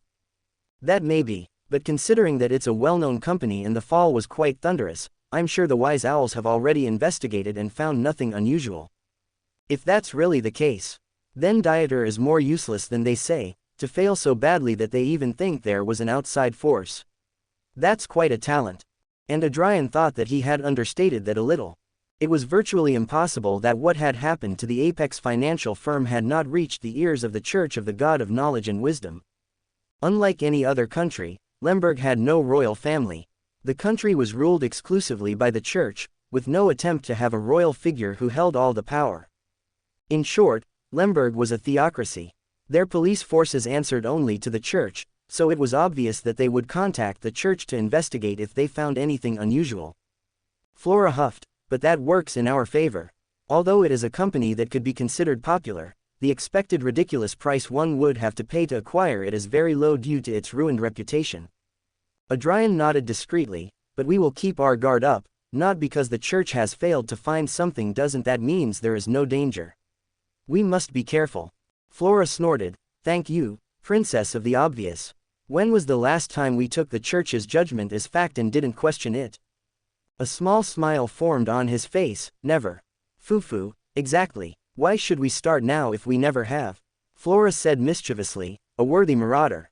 His smile grew and sharpened to show a bit of his teeth. "That's why I love you, Miss Worm." A soft, sweet laugh reached his ears. "I know. I love me too. Following you into this, I never thought I'd have to babysit." Furs complained to her friend who had just arrived from her new job. The writer was wearing a simple white shirt with floral detailing, simple slippers on her feet, and a tired look on her face. She was lying on the bed in her room, leaning loosely on her arm. A notebook and fountain pen lay abandoned on the floor next to the bed, along with the light blue sheet. Zio sighed in exasperation as she placed her police cap on the wardrobe. To ensure her friend got up on time and didn't sleep all day, she had started leaving her clothes here. That way, she could wake her up every time she got up for work. "You make it sound like you're taking care of her all day, every day. Jerry stays most of the time with Miss Sasha and Miss Opera, you only had her for 2 hours while they finished their work." Furs complained, "But Zio, and most of the time, You were lounging around. Zio cut her off with a flat look as she took off her blue vest. Ads by PubFuture. I wasn't just sleeping. I was searching for inspiration in my dreams. Furs blushed and stubbornly defended herself. What? Don't you know that writers work better after a few good hours of sleep? Zio kept a flat expression on her face the whole time Furs was talking, and without a word, she took off the belt that held the holster with her revolver. The sight of such a weapon made the young writer tremble a little. Ignoring her friend's reaction, Zio drew the revolver and turned around, placing it on her shelf. After a few long seconds of silence, Zio said, I never said you were asleep. Oh. With a white face, Furs looked to the side. You need to get your sleep schedule straightened out, Furs. You can't sleep all day and stay awake all night. You're not a bat. Zio, now dressed only in a white t-shirt and dark blue pants, advised with some concern. Sigh. Furs bent slightly, her now blonde hair covering her eyes. She gathered her legs and hugged them. I know, it's just. Her voice was low, and she could not finish the sentence, but the message got through. She was scared. Tap tap tap. A sudden weight on the bed made it sag to one side, causing Furs to fall a little, but she didn't mind because the next second, small but strong arms were wrapped around her. Neither said anything, they were enjoying the embrace and letting their actions express what they wanted to communicate. You haven't bathed yet, have you? Zio asked, her cheek resting on her friend's blonde hair. The smell of cigarettes, coffee, and bed made her nose wrinkle slightly. No. Furs sank her face a little deeper into her friend's chest, her arms still wrapped around her legs, but the desire to return the embrace grew stronger. At her words, the writer felt Zio nod slightly. A hand began to make small, soothing circles on her back. Furs couldn't help but sink deeper into the warmth of her body. They remained silent for several minutes. The sky was already black, and the moon was almost at its highest point. In a few days, the moon will be full, Furs said suddenly, breaking the silence and temporarily making Zio tense. When is your interview? Tomorrow at 9:30 a.m., according to what Mr. Kenway told me. Zio murmured to herself, sighing and hugging her friend a little tighter. It's going to be all right. I hope so. Raising a hand, Furs grabbed the sheriff's forearm and squeezed it a little.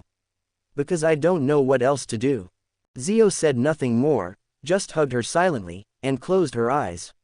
She let go of one of her hands and grabbed the edge of the light blue sheet that still lay on the bed, covering herself in Furs. They would sleep together again tonight. Unknown to both women, someone witnessed their intimate moment. This is the last time I do this at this hour, Klein muttered, somewhat embarrassed, as he looked at the projection generated by the Crimson Star. The clown decided to check on Mr. Chariot's companion, fearing that the moon's ravages might attack her. He refused to let anyone die for his ineptitude in caring for her. Although the moon was not yet full, the clown felt it was better to be safe than sorry. So he had touched the Crimson Star and watched the whole interaction since the small woman had entered the room. Feeling that he had seen too much and that he was already invading the privacy of two ladies, Klein broke off the connection with a flushed face. Potato Street, Unit 3-6. Crunch. Klein sighed with contentment as he set down his buttery toast and lifted his chilled tea, savoring the moment of peace. Pulling out his pocket watch, he glanced at the time and nodded slightly.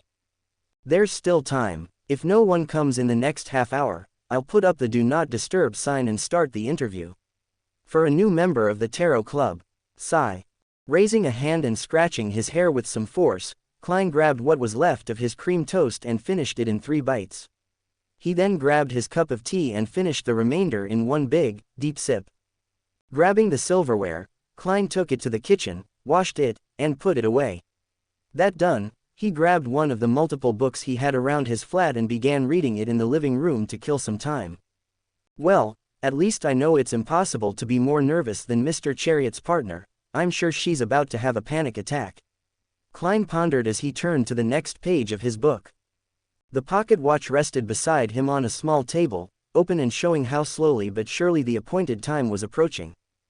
How do I look? Do I look all right? The clothes aren't too tight, are they?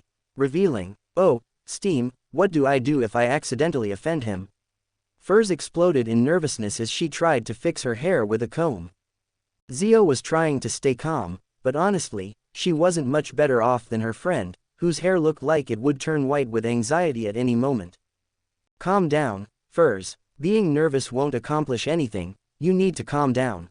Still combing her hair, the writer turned and looked at her indignantly. How can I be calm?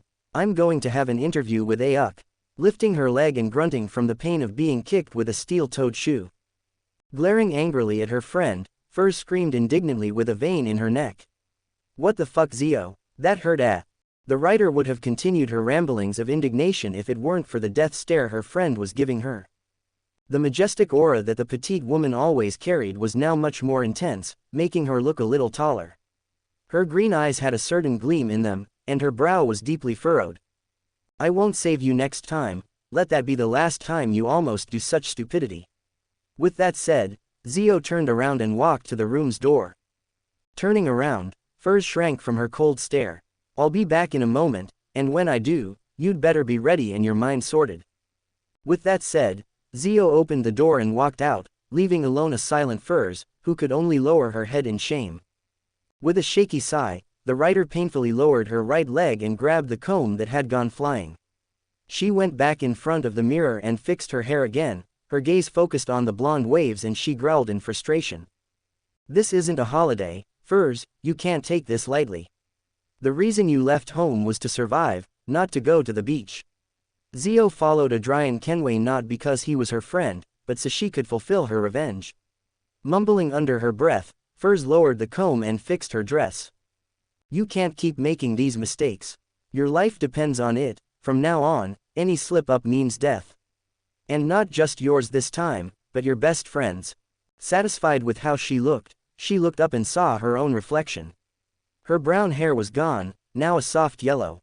With a little makeup, her nose had become deeper, and her cheeks a little fuller.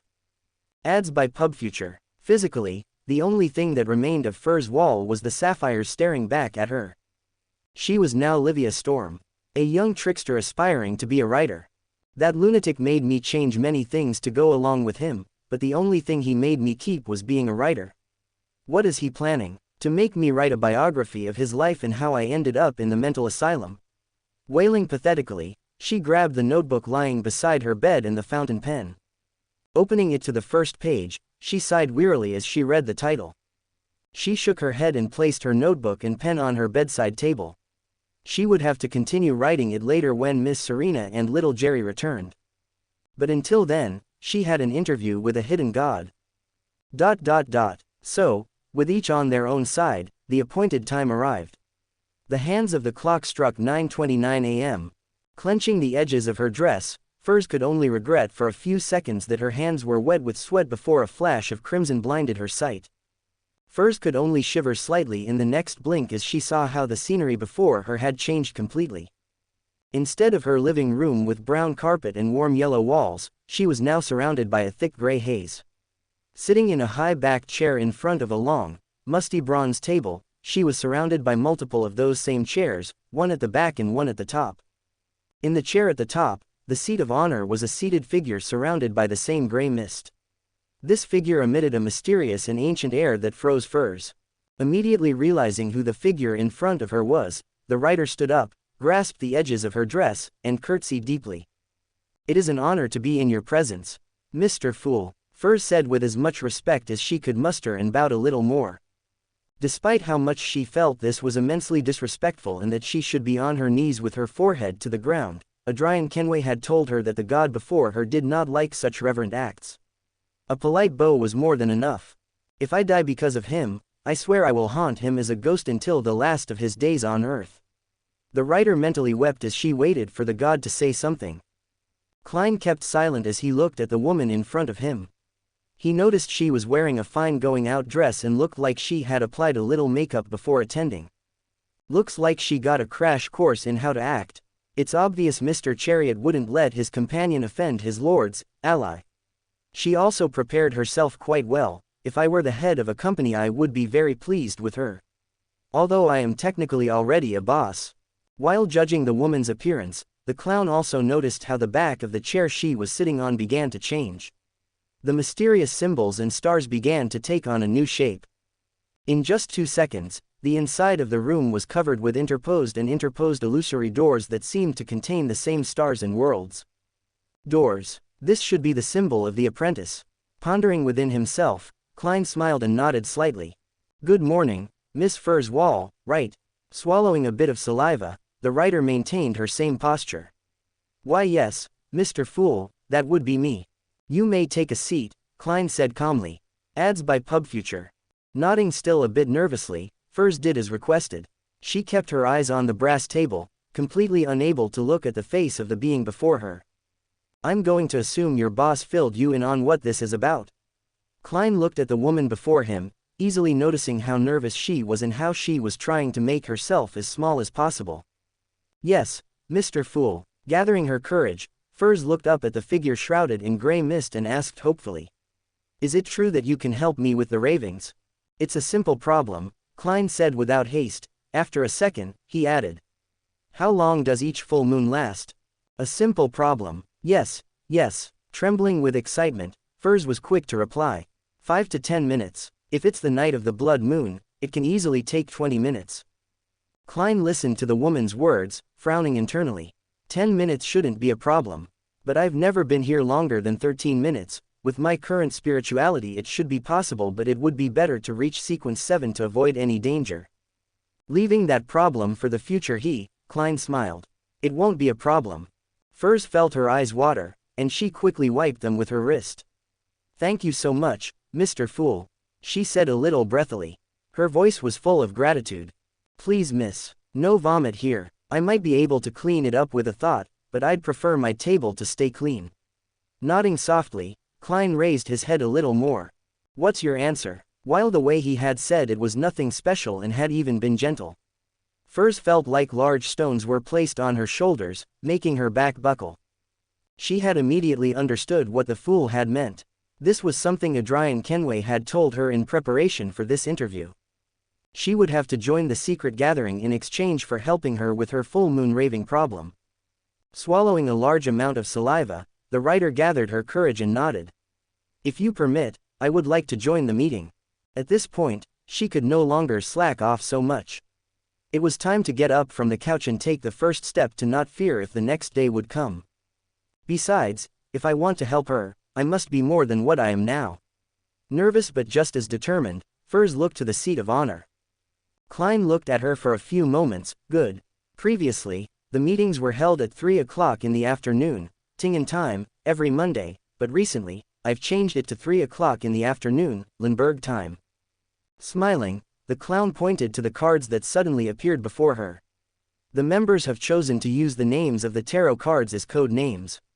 From those, you can choose one, but you can no longer choose the ones that have already been chosen.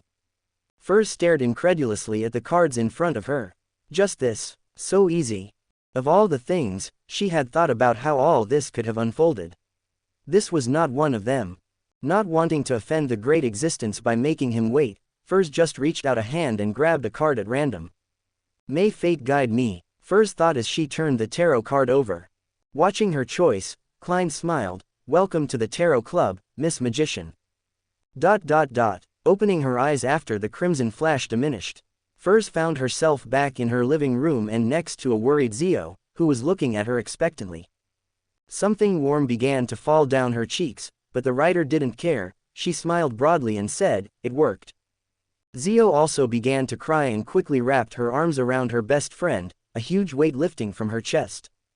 Finally, they would no longer worry about another sudden full moon. Nexus District, Victoria Street, 10 a.m. Fu. Watching the smoke fill the air, Vivian snarled and took out her cigarette, stomping it out with a loud thump.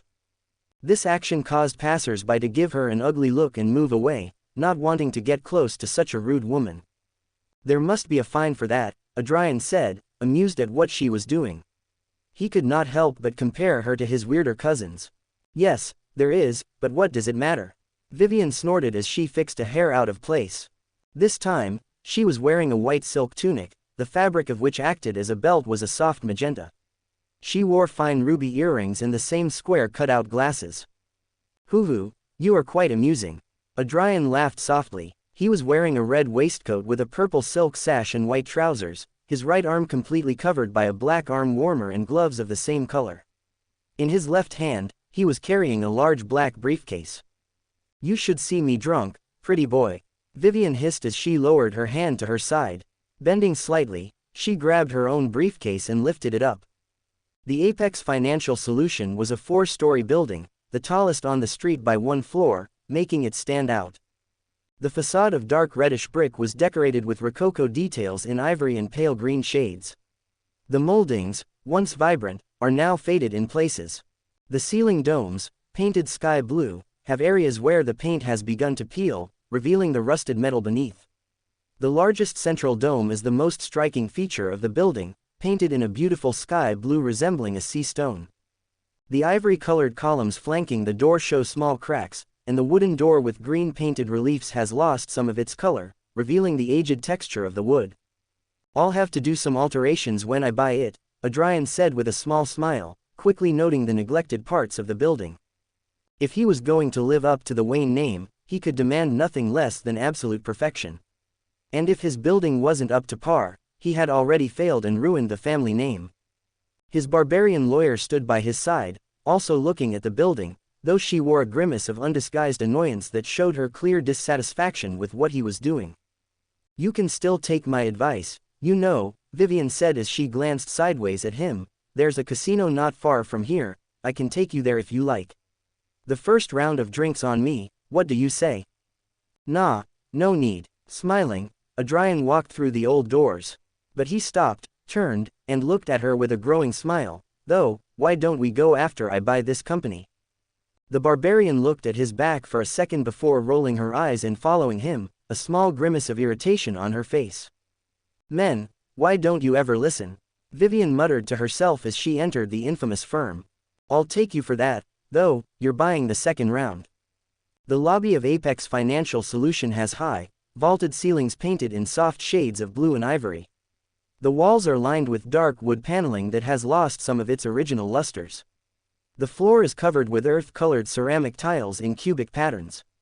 At the top of the floor was a large black wooden staircase with black wooden balusters.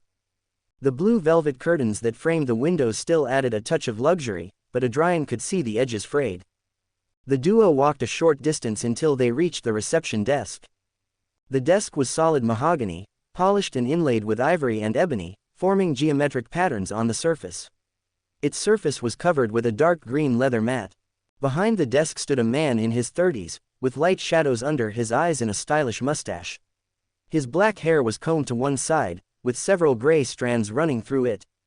"Ads by PubFuture." As he saw them approach, his black eyes brightened slightly, and he settled back in his seat.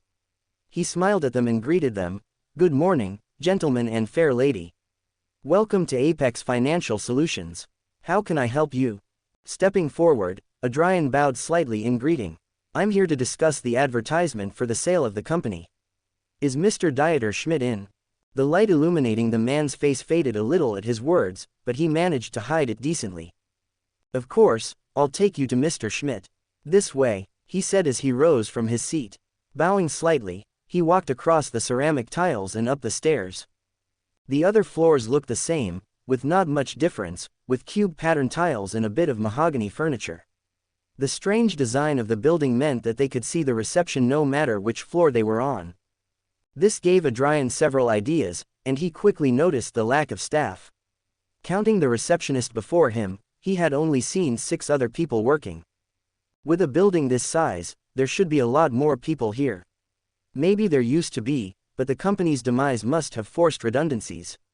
Noting this to solve later, they finally arrived at the last office on the top floor of the building. A large dark wooden door with a silver handle and a large bronze plaque with a single word written in large letters. "Wait here a moment, I will tell Mr. Schmidt that you wish to speak with him." The receptionist bowed slightly and turned, knocking a few times on the door and disappearing behind it after a deep voice gave permission. Vivian turned and gave him a bored look. "We can still run, you know." Glancing sideways at her, Adrian smiled in amusement. "And miss this opportunity? No thanks." Vivian could only grunt at her contractor's nonchalant attitude. Losing all interest in talking to such a fool, she leaned against the balustrade and stared at the floors below. The conspirator looked at her and laughed softly, ignoring his lawyer's obvious annoyance and continuing to listen to the conversation behind the door. "Mr. Schmidt, there are 2 people here about buying the company. Finally, it's been almost a week since we posted the ad, and the last day is approaching," a male voice said, clearly relieved, but his voice lowered in realization. "Is it them? Did they come early? I still haven't collected the money I owe them." "No, sir, I don't think it's them. They didn't use the key or seem to be one of them." "I hope not, because my neck is on the line." "What are you waiting for, William? Send them in." Though they spoke in whispers, barely raising their voices, to the ear of a hunter who had reached sequence 6, they might as well be shouting through loudspeakers. "Ah, so the heir has a problem with a mob. Who would have thought?" Adrian rolled his eyes at the revelation. Based on what he had heard about the man's attitude, this was one of the things he had expected the most. So he couldn't help but feel a little disappointed. His feelings aside, the receptionist he now knew to be William opened the door and gave them a small nod. "Thank you for waiting. You may come in." "About time," Vivian grunted as she stepped away from the balustrade. "Lead the way, and let's get this over with, pretty boy." "I want my drink." "As you command, ma'am." Rolling his eyes again in amusement, Adrian walked into the office, followed by Vivian. They both got a strange look from William. Ignoring the receptionist's look, the black-haired man quickly looked around the office, absorbing all the details in seconds. In the middle of the office stood a large mahogany desk, rectangular in shape with rounded edges.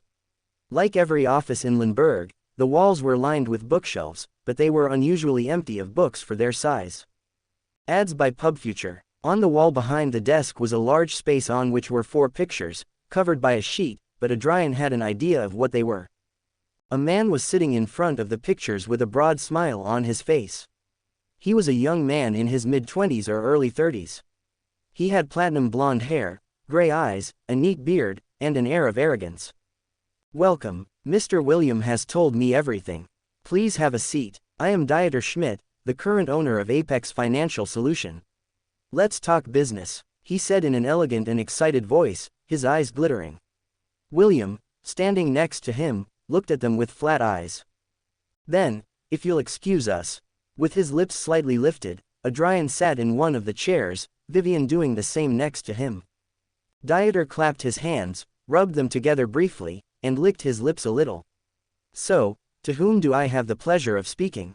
"I am Harvey Wayne and the beautiful woman next to me is my attorney, Vivian Langley." Adrian introduced calmly. At the mention of the A word, Dieter's expression quivered for a moment. "You can never be too careful, can you? Very clever, Mr. Wayne." "Thank you." Ignoring the empty praise, he went on. "The price is still 15,000 sasam." "Ah, of course." Like all gamblers, mentioning money immediately cheered the man who had lost his bitterness. "Originally, when the time came to sell the company, I had to ask for at least 60,000 sasam." Laughing a little, Dieter added, "As you can see, we no longer have that luxury. The company has suffered misfortunes that have forced me to sell this generation's old family business to survive. The same tragedies that have reduced the value of this building. For misfortunes, wouldn't it be your gambling and mafia business?" Adrian added in his heart, not speaking his thoughts but closing his eyes in mock respect. "It's a pity, but don't worry, I'll see the company restored to its former glory once I own it." "Ho ho, then I wish you good luck with it, Mr. Wayne." Dieter chuckled in a deep voice with a broad smile. "While it's good for the salesman and the customer to get along, this is no time for socializing." Shaking her head, Vivian joined the conversation with a frown. The smile on Dieter's face became a little strained, and his eyebrow twitched slightly. His gaze turned cold on her. "You're right, Miss Vivian. The starting price for the signature will be 15,000 sasam. You will pay by check or cash. My client will not buy or pay for anything until we see the legal documents for the building. Title deeds, property deeds, debt history. Everything my employer needs to make the right decision about buying the building." Vivian cut in seriously, her demeanor giving off an air of authority. Of course, I'll have it here in a moment." Dieter stammered slightly as he glanced at William, who, understanding the message, quickly left the room. "I've also seen the state of the company. It will need a complete overhaul if my employer is to meet the level of quality that will be required of him, and with the damage and wear and tear that the firm has, it is to be expected that repairs will be costly." The condition you have left it in will reduce the price considerably, and if there are any debts, it will reduce the price even more. Dieter's stunned expression broke into one of angry disbelief. Why wait? Lower the price. The money we're asking for is already ridiculously low. If I lower it any further, I'm sure if I call an inspector, they'll find more problems than what I've mentioned. Vivian's sudden words stopped the man, and he blanched. Inspector, Dieter muttered in horror. The barbarian nodded. And judging by your reaction, there must be something pretty ugly you don't want them to see. So why don't we save ourselves some trouble and wait for your receptionist to bring the documents and discuss the true sale price? Of course. The man grunted and clenched his fists until they were white. A vein in his neck throbbed. I had my doubts, but I have to say, Princess, you certainly know how to pick your cards. Flora applauded the barbarian's exchange, or rather the beating of the poor bastard. Adrian didn't respond. He just watched the whole exchange with a big smile, his cheek resting on the palm of his hand. No doubt he would buy the woman a few drinks after all this. Ads by PubFuture, and that ends our deal, Vivian said calmly as she stamped a contract with the signatures of Adrian and Dieter for the firm's successful sale and purchase. A huge vein throbbed in the former company owner's neck, but he maintained a shaky smile despite the discomfort. The barely suppressed fury behind a barrier of bush twigs was clear to all present. The man was shaking so badly that he appeared to be freezing.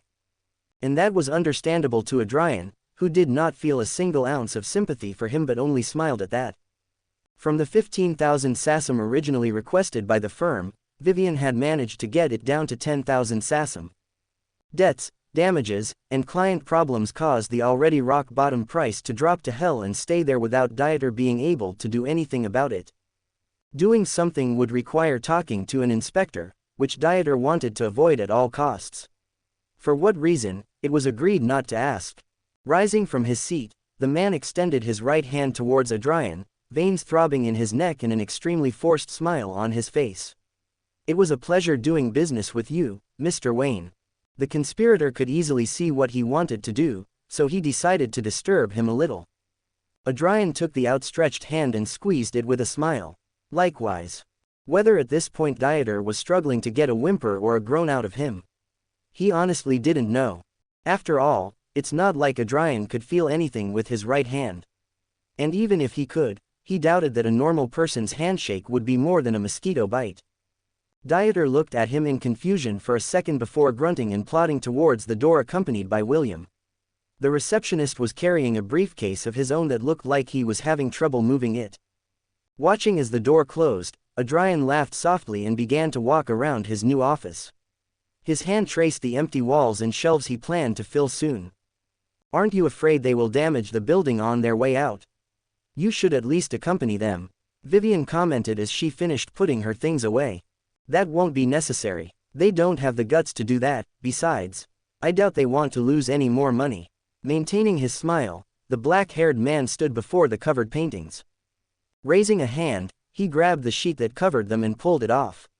A bit of dust flew off, generating a small cloud. Having smelled worse, Adrian simply focused his attention on the revealed paintings. Just as he thought, they were paintings of various men. Those were the previous owners. The last was Mr. Smith, the last man of that name who knew how to work the family business.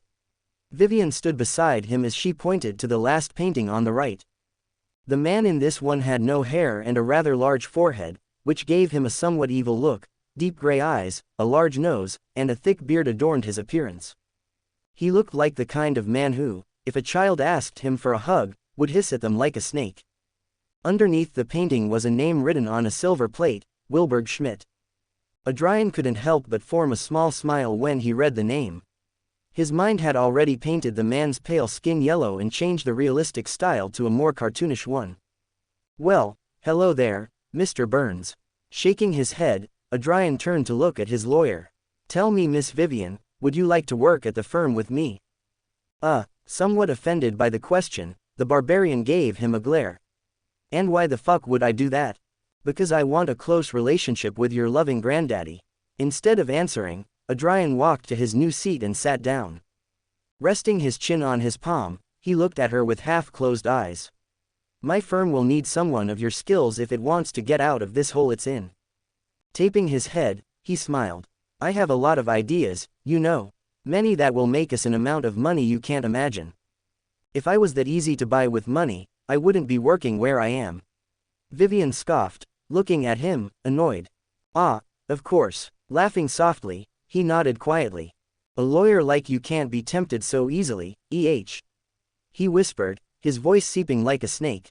A shiver ran through the barbarian's body, who brought her hand to her neck unconsciously. Mr. Wayne, she warned. What? I didn't do anything. Confused, Adrian tilted his head to the side. Vivian looked at him ardently for a few seconds before snorting and lowering her hand. Anyway, I need a cigarette. I'd appreciate it if you didn't smoke in my office. Sighing, Adrian leans back in his chair a little more. But you still haven't answered my question. Ha, the answer is obvious, pretty boy. No. Laughing and funnily, Vivian walks over to face him. Crouching down slightly and making her bosom dangle slightly in front of the face of the man who always looked her in the eyes, Vivian narrowed her eyes and smiled in derision. There is nothing I can say that will make you say yes. But perhaps you could buy me dinner. You know, princess, I was wrong to call you a harlot. That bitch in front of you deserves the title much more. Flora grumbled, her desire to go out and punch the woman huge and growing. What a woman in such a rush. I can tell she's giving her all to act like a barbarian. The black-haired man thought, slightly surprised but not embarrassed. He could see how his lack of reaction slightly annoyed Vivian, whose gaze turned a little hard. While the view wasn't bad, Adrian wasn't interested in a fake appearance. To add, he remembered that she was young, and he preferred older women. Ads by PubFuture. Shaking his head, he winked mischievously. Tempting, miss, but I'm afraid I must say no. But I have something better for you. Oh, and what would that be?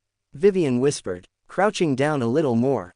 Smiling, Adrian let the woman come a little closer before grabbing her softly by her neck and pulling her close to his ear. I can get the formulas and ingredients you need, Miss Barbarian, he whispered, freezing the woman. All arrogance and flirtation left the woman's face paled, and her eyes widened in shock. Releasing her, Adrian pulled back and winked. Think about it, will you? Rising from his seat, the black-haired man stepped past the frozen barbarian, walked to the office door, and paused before leaving. So, are we going to have those drinks or what? Opening and closing her mouth, Vivian grunted and, with a heavy step, walked over to him. Stopping in front of him, the woman raised a finger and dug it into the man's chest, her burning eyes colliding with the man's mischievous eyes. I'll be back tomorrow morning. That should give you time to get everything in order here. You'd better explain when that's done. Of course, and please. Don't try to escape, okay? I don't want to have to go looking for you with my team. Laughing softly, Adrian watched in amusement as the woman froze again. She slowly turned around and looked at him in complete terror. Why, you're a wise owl. Laughing softly, Adrian exhaled. And accompanying it, a small wave of fire shot out of his mouth and disappeared the next moment. It might have been a second, but Vivian saw it clearly and could only tremble more. You don't need to make a decision today. I really want you on my side, so I'll give you time to think about it. Though I hope her answer comes before the end of August. Laughing a little at the end, Adrian shook his head in amusement at himself. Have a good day, Miss Vivian. Why you too, Mr. Wayne. The woman could only nod dazedly, turned, and walked out the door. Adrian could hear her pace quicken as she reached the stairs and sprinted out of the building. Well, you can forget about your visit to the casino, Flora said, extremely satisfied and pleased with what she saw. Was that the right decision? What will you do if she discovers your lie and escapes? You're still not a true member of the Wise Owls. Flora critiqued the man's risky gamble. No need to worry about that, my dear worm. She won't run away. How are you so sure? It's simple. That girl's grandfather is unhinged, Adrian said calmly, still remembering the strange letter from the lonely old man.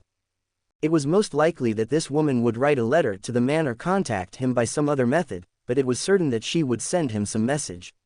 And considering the man's personality, he was sure he would recommend that she stay and see what happened. Besides, it's not like he left her unarmed. She must have something around her neck as a safety measure. Remembering the strange movement when he scared her, Adrian was sure of it. Vivian has an ace. You know him, Flora frowned. She didn't remember the man ever running into the mentioned grandpa. The only thing that came to her mind was that strange letter he received when he requested the bell for his messenger. "You can say that," the black-haired man said mysteriously, drawing a growl from the Jacob. To end the short conversation, Adrian grabbed the door handle, exited the office, and walked to the balustrade. Taking a breath, he shouted loudly. His voice reverberated throughout the building and left a loud echo. "All workers, drop what you are doing and come to the boss's office." After that, the conspirator returned to his office and sat in his new seat to wait for his new workers. After about 15 minutes, the sound of footsteps coming up the stairs reached his ears and, soon after, in front of his door. "Knock knock." Smiling calmly, Adrian spoke. "Come in." With the request given, 5 people entered the office, several visibly nervous and others anxious. "Of course, I'm sure they think they're about to lose their jobs." Laughing softly in his heart, Adrian looked at them calmly. There were 3 men and 2 women. All dressed well, although they looked a little tired. "Are you all the workers of the firm?" His question was more cordial than to resolve his doubt. He was sure it was all of them. He could no longer hear anyone in the building, and according to the contract, the firm only had 6 personnel on its roster, 5, now subtracting William, who left with his boss. Oddly enough, the first to say something was the one who seemed to be the youngest of the group. "Why yes, sir. That's all of us." Ads by PubFuture. "You're our new boss, are you? May I ask for your name?" "Harvey Wayne. And yes, I am your new boss." Adrian introduced himself with a slight nod. He looked at everyone present and rested his cheek on his hand. "I already know all your names, thanks to Mr. Dieter, but I'd rather you introduce yourselves and tell me your job here." The same young man as before coughed somewhat nervously and nodded. "Excuse my manners. I am Eleanor Pembroke, investment assistant. I was responsible for assisting in researching investment opportunities, compiling market data, and conducting preliminary analysis. I also prepared reports for Mr. Dieter and Mr. William." Eleanor was a young man, not a day over 25. His brown hair was neatly combed, his chin free of beard, his brown eyes sparkling with emotion, and his gaze determined. "I am Clara Fielding, Mr. Wayne. The librarian. I manage the firm's library, which contains accounting books, historical reports, and literature relevant to us." Clara looked to be entering her 40s. She had slight wrinkles at the corners of her blue eyes and blue-black hair tied in a soft braid that fell down her back. A gold ring adorned her fingers. "My name is Beatrice Whitaker, Mr. Wayne. The archivist in charge of organizing and maintaining the firm's archive of important documents, contracts and historical records." "A pleasure." Mid-30s, with long brown hair falling free down her back and a permanent tired look in her narrowed black eyes that barely had a sparkle. Beatrice looked as if she might fall asleep at any moment. "Arthur Beaumont. Before Mr. Dieter took over the company, I kept detailed records of all the firm's financial transactions, prepared financial reports, and handled internal audits. All that was passed on to Mr. William Cartwright once Mr. Dieter took over." Arthur was by far the oldest of the quintet, in his late 50s or early 60s. His body looked strong despite his age, and his elegant white mustache gave him the air of a sage. His posture was also that of someone serious. "Thomas Wainwright, Mr. Wayne. Male officer, responsible for handling and delivering all the firm's internal and external correspondence and documents." Thomas was a man in his 30s. He had short gray hair, a padlocked beard, and deep brown eyes with square spectacles. With Thomas, everyone had already introduced themselves. Nodding at this, Adrian rose from his seat, walked around his desk, and stood in front of the group, his back straight and his hands behind his back. "It is a pleasure to meet you all. Now that I run this company, a lot of things are going to change. But first of all, we must repair the firm. We can't leave with the ship in this state. Mr. Eleanor, I'll put you in charge of finding a contractor. I want one on my desk by Wednesday morning. If you can get one before then, all the better." "Ah, why yes, Mr. Wayne." Somewhat taken aback by the sudden order, the young man responded slowly. "Mr. Arthur, you will resume your place as the firm's accountant. I need you to give me a thorough review of any debts the firm may have. Mr. Dieter should have shown me everything, but I prefer to be sure. I want everything on my desk by tomorrow morning. I'll have them ready as soon as possible, Mr. Wayne." Arthur gave a small bow, his frown slightly more relaxed. Miss Beatrice, I'm going to disturb you for a moment. I need an advertisement in the newspaper to look for new workers. Add the ones you think are needed, but prioritize personal secretary, treasurer, and human resources. After 3 weeks or as soon as we hire 20 new people, we will remove the advertisement once one of these targets is achieved. Noted. The sleepy-faced woman gave a bored nod. Madam Clara, please order and check what books we possess and whether they are up to date. We believe in the God of knowledge and wisdom, we cannot be short of books or possess old information. Also, Mr. Thomas, please tidy up and prepare the mail room. We will have a lot of action soon and better be ready. Understood, Mr. Wayne. At your orders. Smiling at the group in front of him, Adrian laughed a little. You were with the firm at its worst, and your efforts to keep this place afloat will be rewarded. I promise to elevate this firm to heights it has never seen before in its entire history. I hope you can join me because I can't do it alone. I need you for that. The group looked at each other, all with various emotions, but the greatest of them seemed to be doubt. Eleanor stepped forward again, her expression confused. Excuse me, Mr. Wayne. While what you promise is encouraging, we don't want to sacrifice more of our lives for a dead business. Already, the firm was hardly making a profit, making it difficult to pay our salaries. Now, with all that you want to do, that inflow of money will be smaller. Can you promise that our salaries will be paid on time and in full after you start all of this you want to do? Adrian looked at the young man as if he had grown multiple heads. Of course, your wages will be paid on time. You will have your checks on the last business day of the month. How will that be, Mr. Wayne? Once we implement your orders, it's impossible for the incoming money to cover everyone. Arthur said seriously, his deep gaze judging his new boss. I have a family to feed, Mr. Wayne, Clara said. If my salary can't be paid again, I'll have to find employment elsewhere. Thomas and Beatrice nodded at their co-workers' words. At this sudden pressure from his new workers, Adrian sighed and inwardly cursed Dieter for the mess he had left him. You useless bastard, how can you not pay your workers' wages? Don't you know you don't fuck with people's money? You wretch. Sighing again, Adrian smiled at the group before him and amusedly shook his head. You don't have to worry about that. Your wages will be delivered on time. And as an apology for Mr. Dieter being late with them, it will be double for the next 3 months. When the large sum of money was mentioned, the group looked at the man in front of them in disbelief. But such excitement died as quickly as it came, the cause being the same question. And how do you plan to fulfill that, Mr. Wayne? Thomas commented with narrowed eyes. Laughing at such a silly question, Adrian winked. I'm rich. I'll pay your salaries until the firm recovers and makes money again. Quote. Now, it was the group's turn to look at their new boss as if he had sprouted multiple heads.